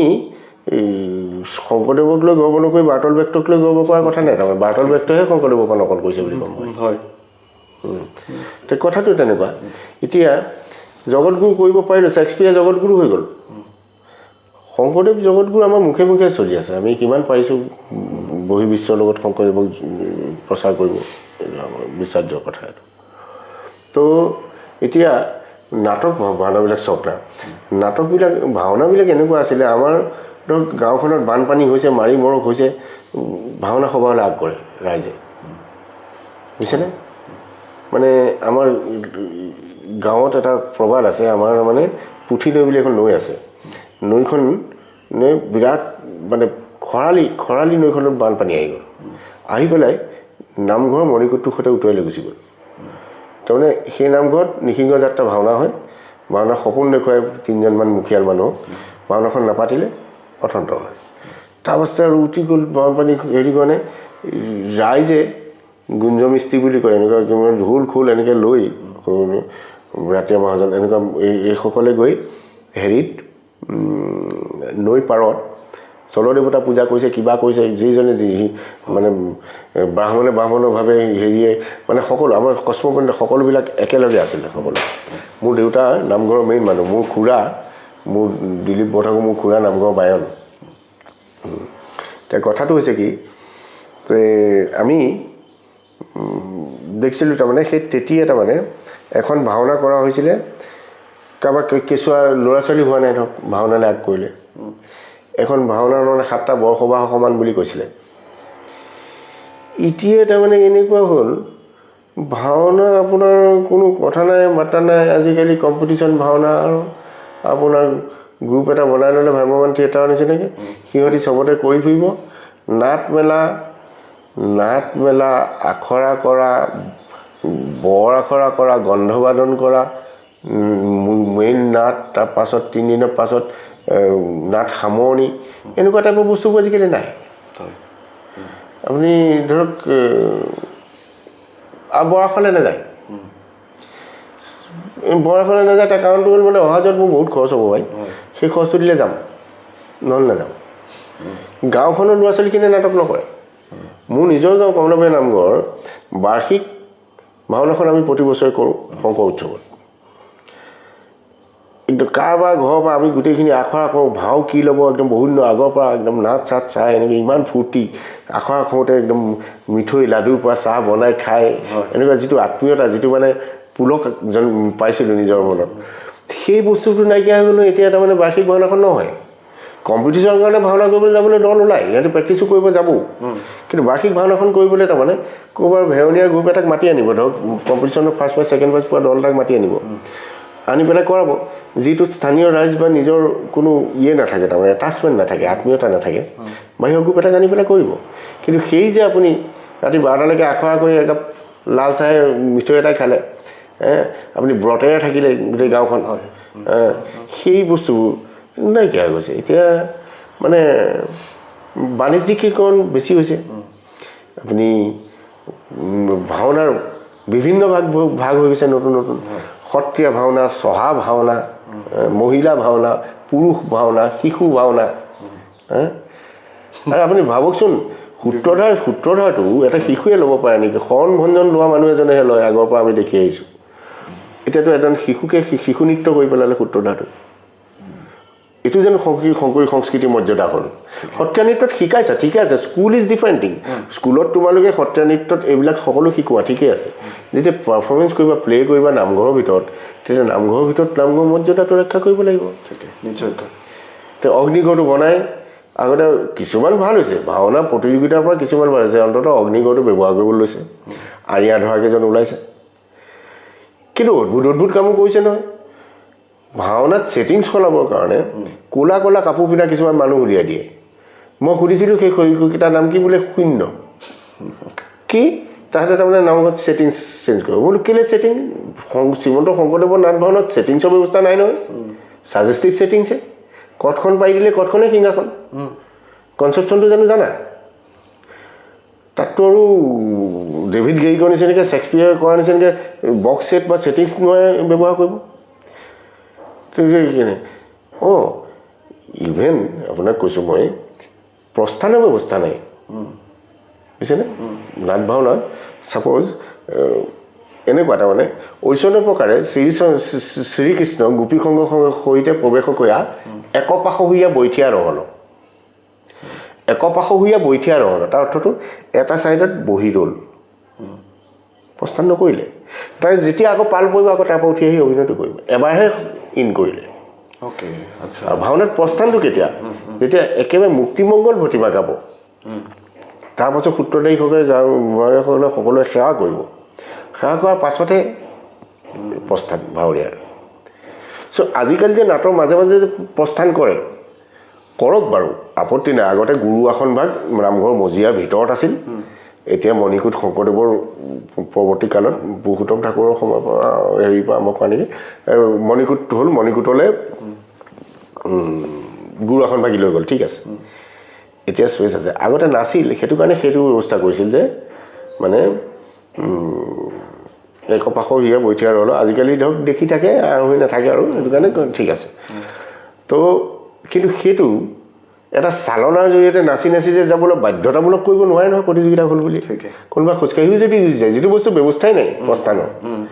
কোনোবা কেৰেক্টাৰটো ওলাই গ'ল খোজকাঢ়ি ওলাই গ'ল বা কোনোবাই নাচি গ'ল বা যিধৰণে গ'ল তাত কোনো মাৰ্কিং কৰিব নোৱাৰে আৰু ছেটিংছখিনিৰ কাৰণে ছেটিংছ সলাবৰ কাৰণে শংকৰদেৱৰ নাট ভাওনাৰ ছেটিংছৰ ব্যৱস্থা নাই তেওঁলোকে যে ছেট সলোৱা মানুহকেইটা অভিনেতা নহয় বুলি প্ৰমাণ কৰিবৰ কাৰণে ক'লা পিন্ধাই লৈছোঁ বুলি ক'লে মোক তো কথাটো হ'ল তেতিয়া আৰু বিভিন্ন ধৰণৰ কথা প্ৰতিযোগিতাক যদি চব শুদ্ধ কৰিছে বুলি কৈছে তেনেহ'লে মোৰ এতিয়াও তাৰমানে সন্দেহ হয় কিছুমান বস্তু এতিয়া আপুনি ধৰক এনেকুৱা সংলাপত এনেকৈ আছে নন্দান্তে সূত্ৰধাৰং অলমতি বিস্তৰণ প্ৰথমে মাধৱ মাধৱ ইত্যুক্তা সভাসদং সমুদায় বা প্ৰত্যাহ এনেকুৱা টাইপত সূত্ৰধাৰে কয় এই সংস্কৃত বাক্যশাৰীৰ অৰ্থটো হ'ল নন্দান্তে সূত্ৰধাৰং নান্দিৰ অন্তত সূত্ৰধাৰে নন্দান্তে সূত্ৰধাৰং অলমতি বিস্তৰণ অলম অতি বিস্তৰণ বেছিকৈ বিস্তৃতি নকৰাকৈ বেছি ব্যাখ্যা নকৰাকৈ প্ৰথমে মাধৱ মাধৱ ইত্যুক্তা সভাসদং সমুদায় প্ৰথমে মাধৱ মাধৱ বুলি কৈ সভাসদসকলক সম্বোধন কৰে তো ইটছ এ ডাইৰেকশ্যন এইটো এটা নিৰ্দেশনাহে নাটকখনত তো কোনোবাই গাব নালাগে মুখে স্ক্ৰিপ্টত থকা এটা নিৰ্দেশনা এইটো সূত্ৰধাৰী মুখে গাবলগীয়া কথা নাই তাত কৈছে কি সূত্ৰধাৰীয়ে নান্দিটো শেষ হোৱাৰ পাছত নান্দিৰ অন্তত সূত্ৰধাৰীয়ে মাধৱ মাধৱ বুলি কৈ সভাসকলক সম্বোধন কৰিব তো মোৰ বোধেতো এই বাক্যষাৰ নকৈ সূত্ৰধাৰীয়ে তেতিয়া সুধা মাধৱ মাধৱ বুলিহে ক'ব লাগে মোৰ বোধে হয় তো এইটো বিজ্ঞজনে ইয়াৰ বিশ্লেষণ দিব মই নাজানো এইটো কৌটিকাল ধৰি চলি আহিছে প্ৰচলিত পদ্ধতি কিন্তু মোৰ সূক্ষ্ম বিচাৰে মানে সৰু মগজটোৱে এইটো কথা কয় তাৰপিছত আকৌ এনেকৈ দিয়ে আকাশে কণ্ডং দত্ত আহে সংগী চখী কি বাদ্য শুনিয়ে সেইখানো মুখে কয় আকাশে কণ্ডং দত্তটো একা বেকেটৰ ভিতৰত বস্তু আকাশলে কাণখন দি এইটো এটা ডাইৰেকশ্যন সেইটো জানো মুখে কৈ দিয়ে নে সূত্ৰধাৰে ডাইৰেকশ্যনবিলাক মুখে কৈ দিয়ে তেতিয়া সূত্ৰধাৰে সুধা সেই কথাটো কওক আকাশে কণ্ডং দত্ত আশা কৰি ৰৈ দিয়ক আকাশে কণ্ডং দত্ত আহে সংগী চখী কি শব্দ শুনিয়ে কণ্টিনিউৱাছ মাৰি দিলে তো এই কথাবিলাকত প্ৰব্লেম আছে মানে সেইটো আপুনি কি বুলি ভাবে অধ্যয়নৰ অভাৱ মই ভাবোঁতো এতিয়াতো আপুনি ভাওনাৰ বিষয়ত কিবা কথা ক'বলৈকে ভয় বহুত বহুত পণ্ডিত আছে এতিয়া বহুত আমাতকৈ বহুত বিজ্ঞ লোক আছে এতিয়া মানে আপুনি কি হৈছে এতিয়া মহিলাসকলকো ভাওনা কৰিবলৈ দিছে তে মানে তেখেতসকলে নিজে বিচাৰকো হয় বা মহিলাসকলক আগবঢ়াই দিয়ে যে পুৰুষে মহিলা সমান সকলো সমানে আগবাঢ়ি যাব লাগে কিন্তু শংকৰদেৱে শ্ৰীমন্ত শংকৰদেৱে দেখোন তেওঁ নাট ভাওনাত মহিলাৰ কাৰণে বেলেগে ৰোল দি থৈ গৈছে মহিলাৰ ৰোলকেইটা মহিলাই কৰিলে নেকি লোকচান হয় মহিলাৰ ৰোলকেইটা মহিলাই কৰি পুৰুষকেইটা পুৰুষকে দিব লাগে এতিয়া যে মহিলা ভাওনাবিলাকত খুব বেছি মানুহ হয় সৰহভাগ মানুহৰ লগত কথা পাতি পেলাই যিটো পাইছোঁ কিছুমান মানে লাজ লাগে ক'বলৈ কিন্তু কিছুমান পৈশাচিক আনন্দ চাবলৈহে যায় মহিলাই প্ৰৱেশ দিওঁতে কিবা কৰোঁতে এজনেতো মোক খুজিছে নাৱতে কেনেকৈ ওলাব নাৱতেতো কাপোৰ নিপিন্ধে ওপৰত এনেকুৱা কথা কোৱা মানুহ পাইছোঁ মই কথাটো কৈছোঁ সেই নাৱত চাবলৈ গৈ আছে তাৰমানে তেওঁ ভাওনা চাবলৈ নাই যোৱা আৰু সেইখিনিকে তাৰমানে মহিলাসকলৰ সৰহভাগে বিৰাট ছাপোৰ্ট হৈছে বুলি ভাবিছে মই কোৱা নাই মহিলাইও বহুত ভাল অভিনয় কৰা মহিলাও আছে আৰু এতিয়া মই মহিলাৰ ঔষধ পৰিবও নোখোজোঁ এনেকৈ কৈ পেলাই কাৰণ সেইদে যেতিয়া সকলোৱে কম্প্ৰমাইজ কৰি দিলে ময়ো কম্প্ৰমাইজ কৰিব লাগিব কিন্তু মই এতিয়াও মানে নতশিৰে সকলোকে কৈছোঁ মহিলাসকলৰো দায়িত্ব আছে যে শ্ৰীমন্ত শংকৰদেৱৰ ভাওনা এবিধেই মহিলা ভাওনা বুলি পুৰুষ ভাওনা বুলি বেলেগ বেলেগ নাই আপোনালোকে সকলোৱে সহযোগেৰে ভাওনাৰ যিটো ঐতিহ্য ভাওনাৰ যিটো পৰম্পৰা এইটো ৰক্ষা কৰি চলিলে ভাল আপোনালোকৰ অভিনয় প্ৰতিভা প্ৰকাশ কৰিবলৈ মঞ্চবিলাক আছে আপোনালোকে তাতো নাটক কৰিব পাৰে তাত যাওক আপোনালোকৰ প্ৰতিভা প্ৰকাশ কৰক কিন্তু নামঘৰৰ মজিয়াত মানে আপোনাৰ মানে এক প্ৰকাৰ অপসংস্কৃতি আৰু কি হৈছে এতিয়া আকৌ কি হৈছে এইটোহে বেছি পপুলাৰ হৈছে কেলৈ মহিলা আপুনি চাব কেইদিনমান পাছত অসমত ভাওনা নাথাকে মহিলা ভাওনাটো থাকিব কেলৈ মহিলাই পতা ভাওনাত যথেষ্ট টকা পইচা হয় বাকী ভাওনাবিলাকতকৈ মহিলাসকলৰ বেছিকৈ তুলিব পাৰে পইচা আৰু বিচাৰকসকলেও বহুত পায় 1 লাখ 1.5 লাখকৈ পায় কাৰণে বিচাৰকসকল মহিলাইহে যায় 15,000 20,000 ল'বলৈ পুৰুষৰ তুলে নাযায়গৈ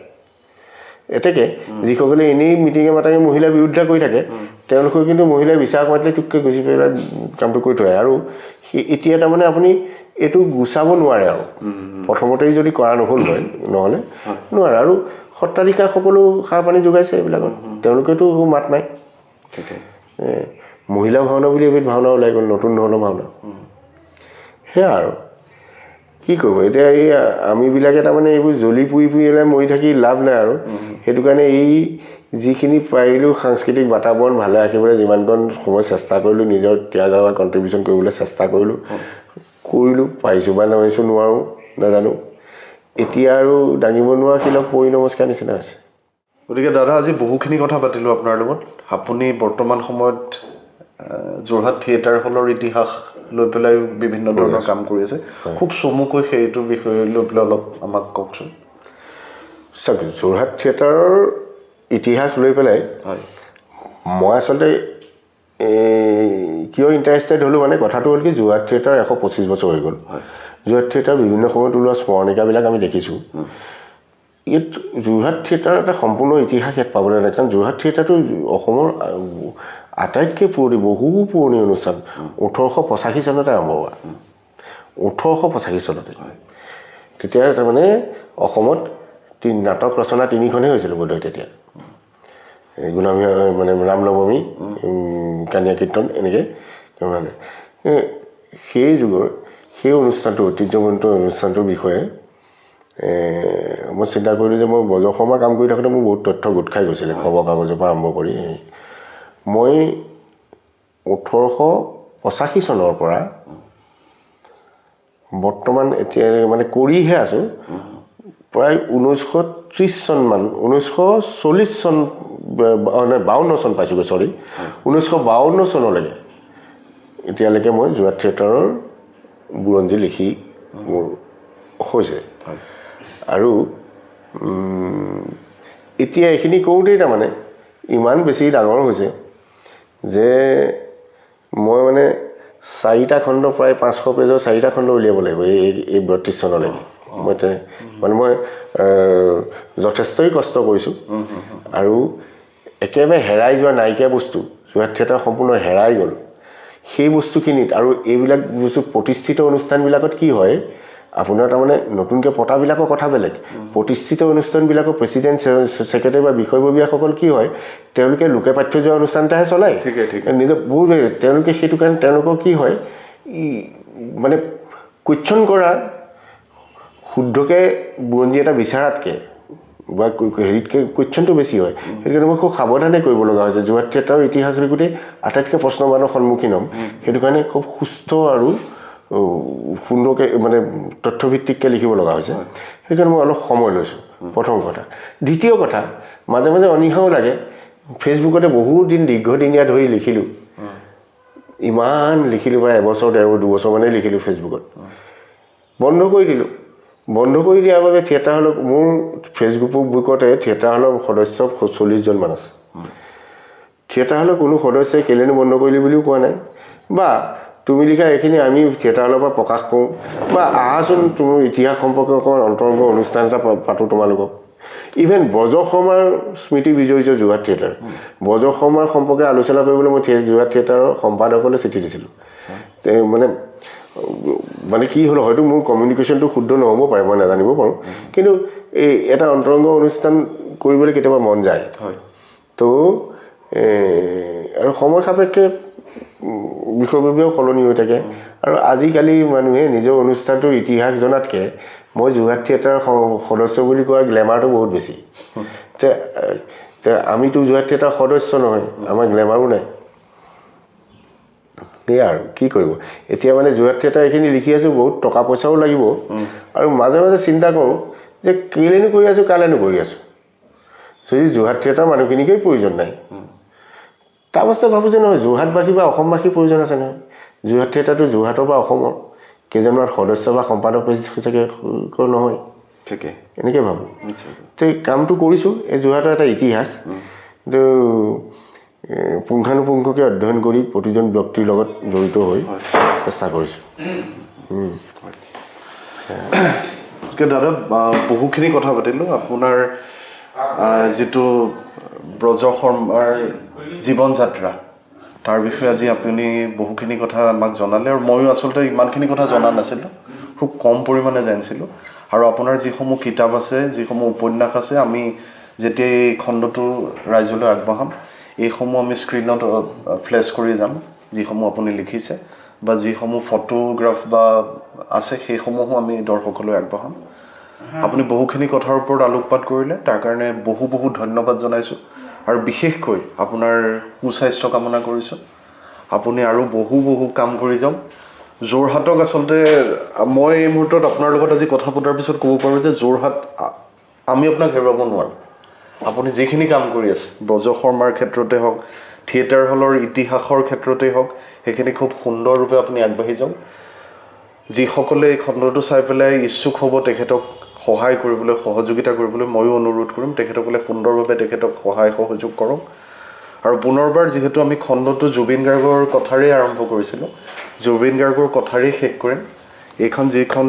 ন্যায় যুদ্ধ চলি আছে বৰ্তমান সময়ত এই ক্ষেত্ৰত আপোনাৰ মতামত কি আৰু যদি জুবিন গাৰ্গক লৈ পেলাই কিবা আমোদজনক কথা আছে সেয়াও আপুনি ক'ব পাৰে কিন্তু প্ৰধানকৈ যিসমূহ ন্যায় যুদ্ধ চলি আছে আপুনি কেনেদৰে দেখে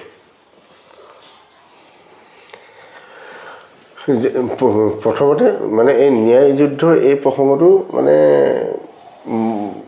সঁচা কথা ক'বলৈ গ'লে ঋণাত্মক কথা ক'ব লাগিব সেইটো কাৰণে মই জুবিনক লৈ পেলাই ঋণাত্মক কথা পাতিও ভাল নালাগে মই এটা হিউমেৰাছ কথাই কওঁ দেই এটা মনত পৰিছে পটককৈ মোৰ আমি জে বি কলেজৰ কেমেষ্ট্ৰি গেলেৰীত নিৰ্মল গোস্বামী ছাৰ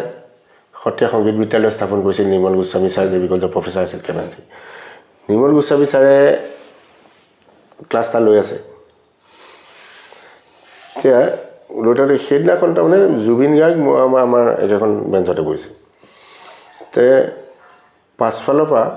এই আমাৰ যোৰহাটৰ গ্ৰীণ শ্বু ষ্ট'ৰ আছিল যে গ্ৰীণ শ্বু ষ্ট'ৰ মালিকৰ ল'ৰা এই শান্তনু বৰুৱা আমাৰ লগত তাক শান্তনুক আমি মুংগেৰী বুলি কওঁ মুংগেৰীয়ে পাছফালে গ'লে ঐ ছাৰৰ এইফালে চাচোন ছাৰ পোষ্ট অফিচ খোলা আছে তাৰপিছতে কথা বতৰা কৈ জুবিনে এনেই মানে বৰ বেছি হেৰি কৰি নুফুৰে মই কৈছোঁ নে জুবিন ইণ্ট্ৰভাৰ্ট লাইক আছিল কিন্তু কি হ'ল জানো জুবিন আৰু তললৈ নামি গ'ল গৈ পেলাই ছাৰক চাইডলৈ মাতি পেলাই ক'লে বোধহয় চাগে ছাৰে কাটককৈ চৰমাই দিলে গোটেই সোপাই দেখি থকা দেখি কি কৰিব আৰু তাৰপিছত সি আকৌ তললৈ মূৰটো কৰি আহি বহিলেহি বহি মোৰ কাষতেতো মই বহিছোঁ একদম মানে বহীখন পকাই পেলাইছে একদম ধৰফৰাই আছে থাকিব পৰা নাই ফচফচাই এটা বান্ধি আছে মইতো একো কোৱা নাই আৰু ক্লাছ চলিয়ে আছে অলৰেডি এটা 5-10 মিনিটমান পাছত ঘপককৈ উঠিলে সেইখন লৈ পেলাই ফচফচকৈ নামি গ'ল নামি পেলাই একো নোকোৱাকৈ ওলাই গুচি গ'ল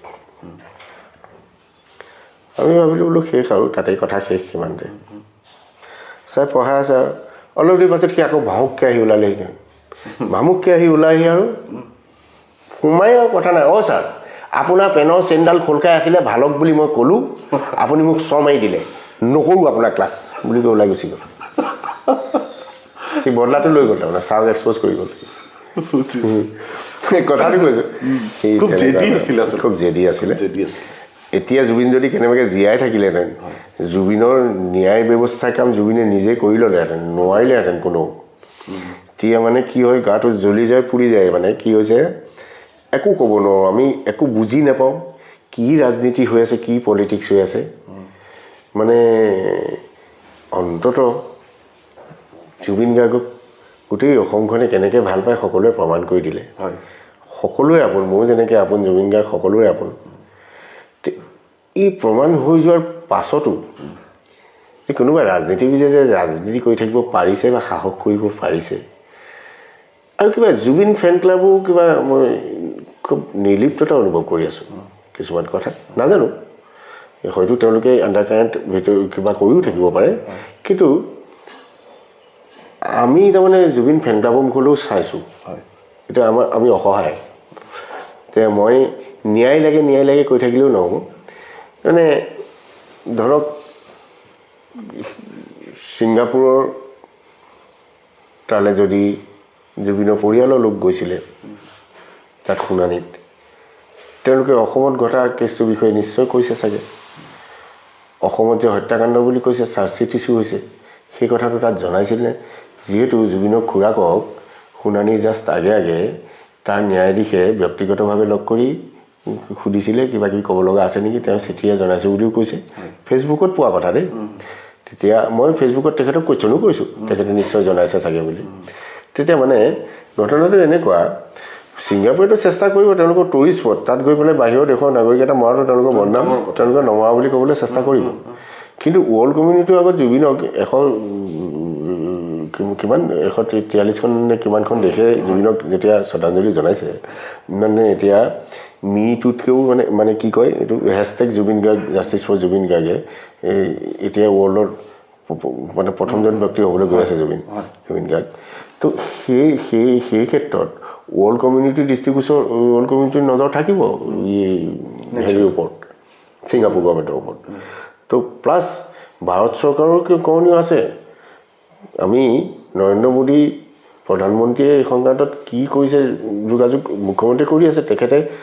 কেন্দ্ৰীয় চৰকাৰৰ ফালৰ পৰা কিবা কৰিছে যদিও আমি জ্ঞাত নহয় তো মানে এতিয়া কথাবিলাক হ'ল কি তাত এক ধৰণে তাত জুবিন গাৰ্গৰ হত্যাকাণ্ড নহয় চিম্পুল এটা মৃত্যু পানীত ডুবি আৰু ইয়াত জুবিন গাৰ্গৰ হত্যাকাণ্ড দুটা বেলেগ বেলেগ ধৰণৰ গোচৰ চলি আছে আৰু আমি নাজানো সেইখন দেশৰ ন্যায় বেলেগ এইখন দেশৰ ন্যায় বেলেগ ন্যায়টো হয় পৃথিৱীত এটাই ভুল আৰু শুদ্ধ সেই আমাৰ ভুল আৰু শুদ্ধ সেইটো লাগে আৰু মই নাভাবোঁ জুবিন গাৰ্গৰ নাম লৈ কোনোবা ৰাজ্যসভা MP উঠক তো আমি বিচাৰোঁ সেই তেনেকৈ টোপগিলাতকৈ মানে প্ৰকাশ্যেই আঁতৰি যাওক যিবিলাকে জুবিন গাৰ্গৰ ন্যায় লাগে বুলি কৈ চৰকাৰী টোপ গিলিবলৈ ইচ্ছা কৰি আছে সেইখন নিজে আঁতৰি যাওক তেওঁলোকে নিজাববীয়াকৈ জুবিনৰ নাম লৈ জুবিনৰ গাত ভেজা দি জুবিনৰ ডাঙৰ বন্ধু হৈ দেখাবও নালাগে আপোনাক মই এটা সৰু কথা কৈছোঁ হা কেনেকুৱা ধৰণৰ কথাবিলাক হৈ থাকে জুবিনে পাবলো নিৰদাৰ জুবিন একদম এগেইনষ্ট মানুহ পাবলো নিৰদাক জুবিনে দেখিব নোৱাৰে মই জানো মোৰ লগৰ আৰু কেইবাটাও জানো তো ই কয় যে এই মানুহটো যেতিয়া আমি জেবিত পঢ়োঁ তেতিয়াই পাবলো নিৰদাৰ এখন আত্মজীৱনী হেনো ওলাইছিল আমি নাজানো আজিকালিহে ওলাইছে বুলি গম পাওঁ তেতিয়াই জুবিনে পঢ়িছে তো জুবিনে কৈছিল যে সি তাৰমানে পাবলো নিৰদাৰ যেতিয়া 8 বছৰীয়া কন্যা সন্তানটিৰ মৃত্যু হৈছিল তেতিয়া পাবলো নিৰদা বেলেগ এগৰাকী তিৰোতাৰ লগত মানে সজ্জা কৰি আছিল তো পৰৱৰ্তী সময়ত পাবলো নিৰদাই শ্ৰীলংকাৰ হোটেলখনৰ ৱেটাৰজনীক ধৰ্ষণ কৰিছে এইবিলাক কিবা কিবি তো জুবিনে ঘিণ কৰে তাৰমানে ভাল কবিতা লিখিলে কি ডাল হ'ল বেয়া কেৰেক্টাৰ মানুহে ভাল বস্তু বুলি মানুহক জগতক বেলেগ কিবা দি থাকিলে নহ'ব ঠিকে নিশ্চয় নাজানো মই মুঠৰ ওপৰত চবৰে আইডিঅ'লজি বেলেগ জুবিনে ভাল পোৱা নাছিল কিন্তু জুবিনৰ মৃত্যুৰ পাছত জুবিন সম্পৰ্কত অধ্যয়ন গভীৰ নথকাৰ কাৰণে মানে কিছুমানে জুবিন পাবলো নিৰদাৰ লগত তুলনা কৰি দিছে মেগাজিনৰ কভাৰ পেজ সৃষ্টি হৈছে সেইটো লৈ পেলাই এইবোৰ বেয়া কথা আৰু হয় জুবিন গাৰ্গৰ সম্পৰ্কত সম্পূৰ্ণ ময়ো নাজানো প্ৰত্যেকেই নাজানে আমি কলেজত লগ পোৱা সময়ছোৱা মোৰ লগত থকা সান্নিধ্য সময়ছোৱাই গম পাওঁ আৰু মই জুবিন গাৰ্গক 1988 আৰু 1989 চনৰ সময়ছোৱা জানো 90 মানলৈকে জানো সেই সময়ছোৱা বেছি ক্ল'জ পৰৱৰ্তী সময়ত জুবিন গাৰ্গৰ গায়ক জুবিনৰ সম্পৰ্কত ক'ব পৰাকৈ মোৰ কেপাচিটি নাই মই দৃষ্টতা নেদেখোঁ কিন্তু মোৰ বন্ধু JB কলেজৰ সহপাঠী জুবিন গাৰ্গ হিচাপত মই কিন্তু জুবিন গাৰ্গৰ বিষয়ে ক'ব পাৰোঁ জুবিন গাৰ্গৰ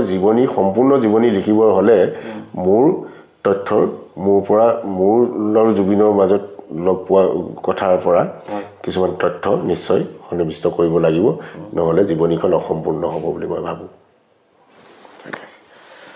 গতিকে দাদা ধন্যবাদ আজি আপুনি যিখিনি আপোনাৰ মূল্যৱান সময় মোৰ যিটো অনুৰোধ আছিলে আপুনি ৰক্ষা কৰিলে তাৰ কাৰণে আপোনাক অশেষ ধন্যবাদ জ্ঞাপন কৰিছোঁ পুনৰবাৰ আপোনাৰ সুস্বাস্থ্য কামনা কৰিছোঁ আৰু আমি বহুখিনি কথা পাতিলোঁ আপোনালোকে খণ্ডটো যেতিয়া চাব নিশ্চয় গম পাব ব্ৰজ শৰ্মাৰ পৰা আৰম্ভ কৰি কৃত্ৰিম বুদ্ধিমত্তাৰ কথা পাতিলোঁ তেখেত বৰ্তমান যিহেতু তেখেতৰ জীৱনীক লৈ পেলাই সম্পূৰ্ণ কাম আগবঢ়াই আছে সেইখিনি তেখেতে ইতিমধ্যে উল্লেখ কৰিছে যোৰহাট থিয়েটাৰ হলৰ ইতিহাসৰ বিষয়েও কৈছে সেইখিনিৰ ওপৰতো তেখেতে কাম কৰি আছে বুধিন্দ্ৰনাথ দিল্লীহাল ভট্টাচাৰ্যৰ ৰচনাৱলী কাম কৰি আছোঁ মই ৰচনাৱলী সংকলন হয় গতিকে বহুখিনি কাম কৰি আছে তেখেতে আগন্তুক সময়ত আপোনালোকে পোনপটীয়াকৈ সেইখিনি দেখা পাব দাদা পুনৰবাৰ আপোনাৰ সুস্বাস্থ্য কামনা কৰিলোঁ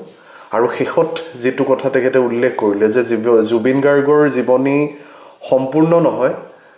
যদি দাদাৰ লগত যিখিনি সময় জুবিন গাৰ্গে কটাইছিল বা দাদাই জুবিন গাৰ্গৰ লগত কটাইছিল সেইখিনি যদি তেখেতৰ জীৱনীত সন্নিৱিষ্ট নহয় তেতিয়াহ'লে জুবিন গাৰ্গৰ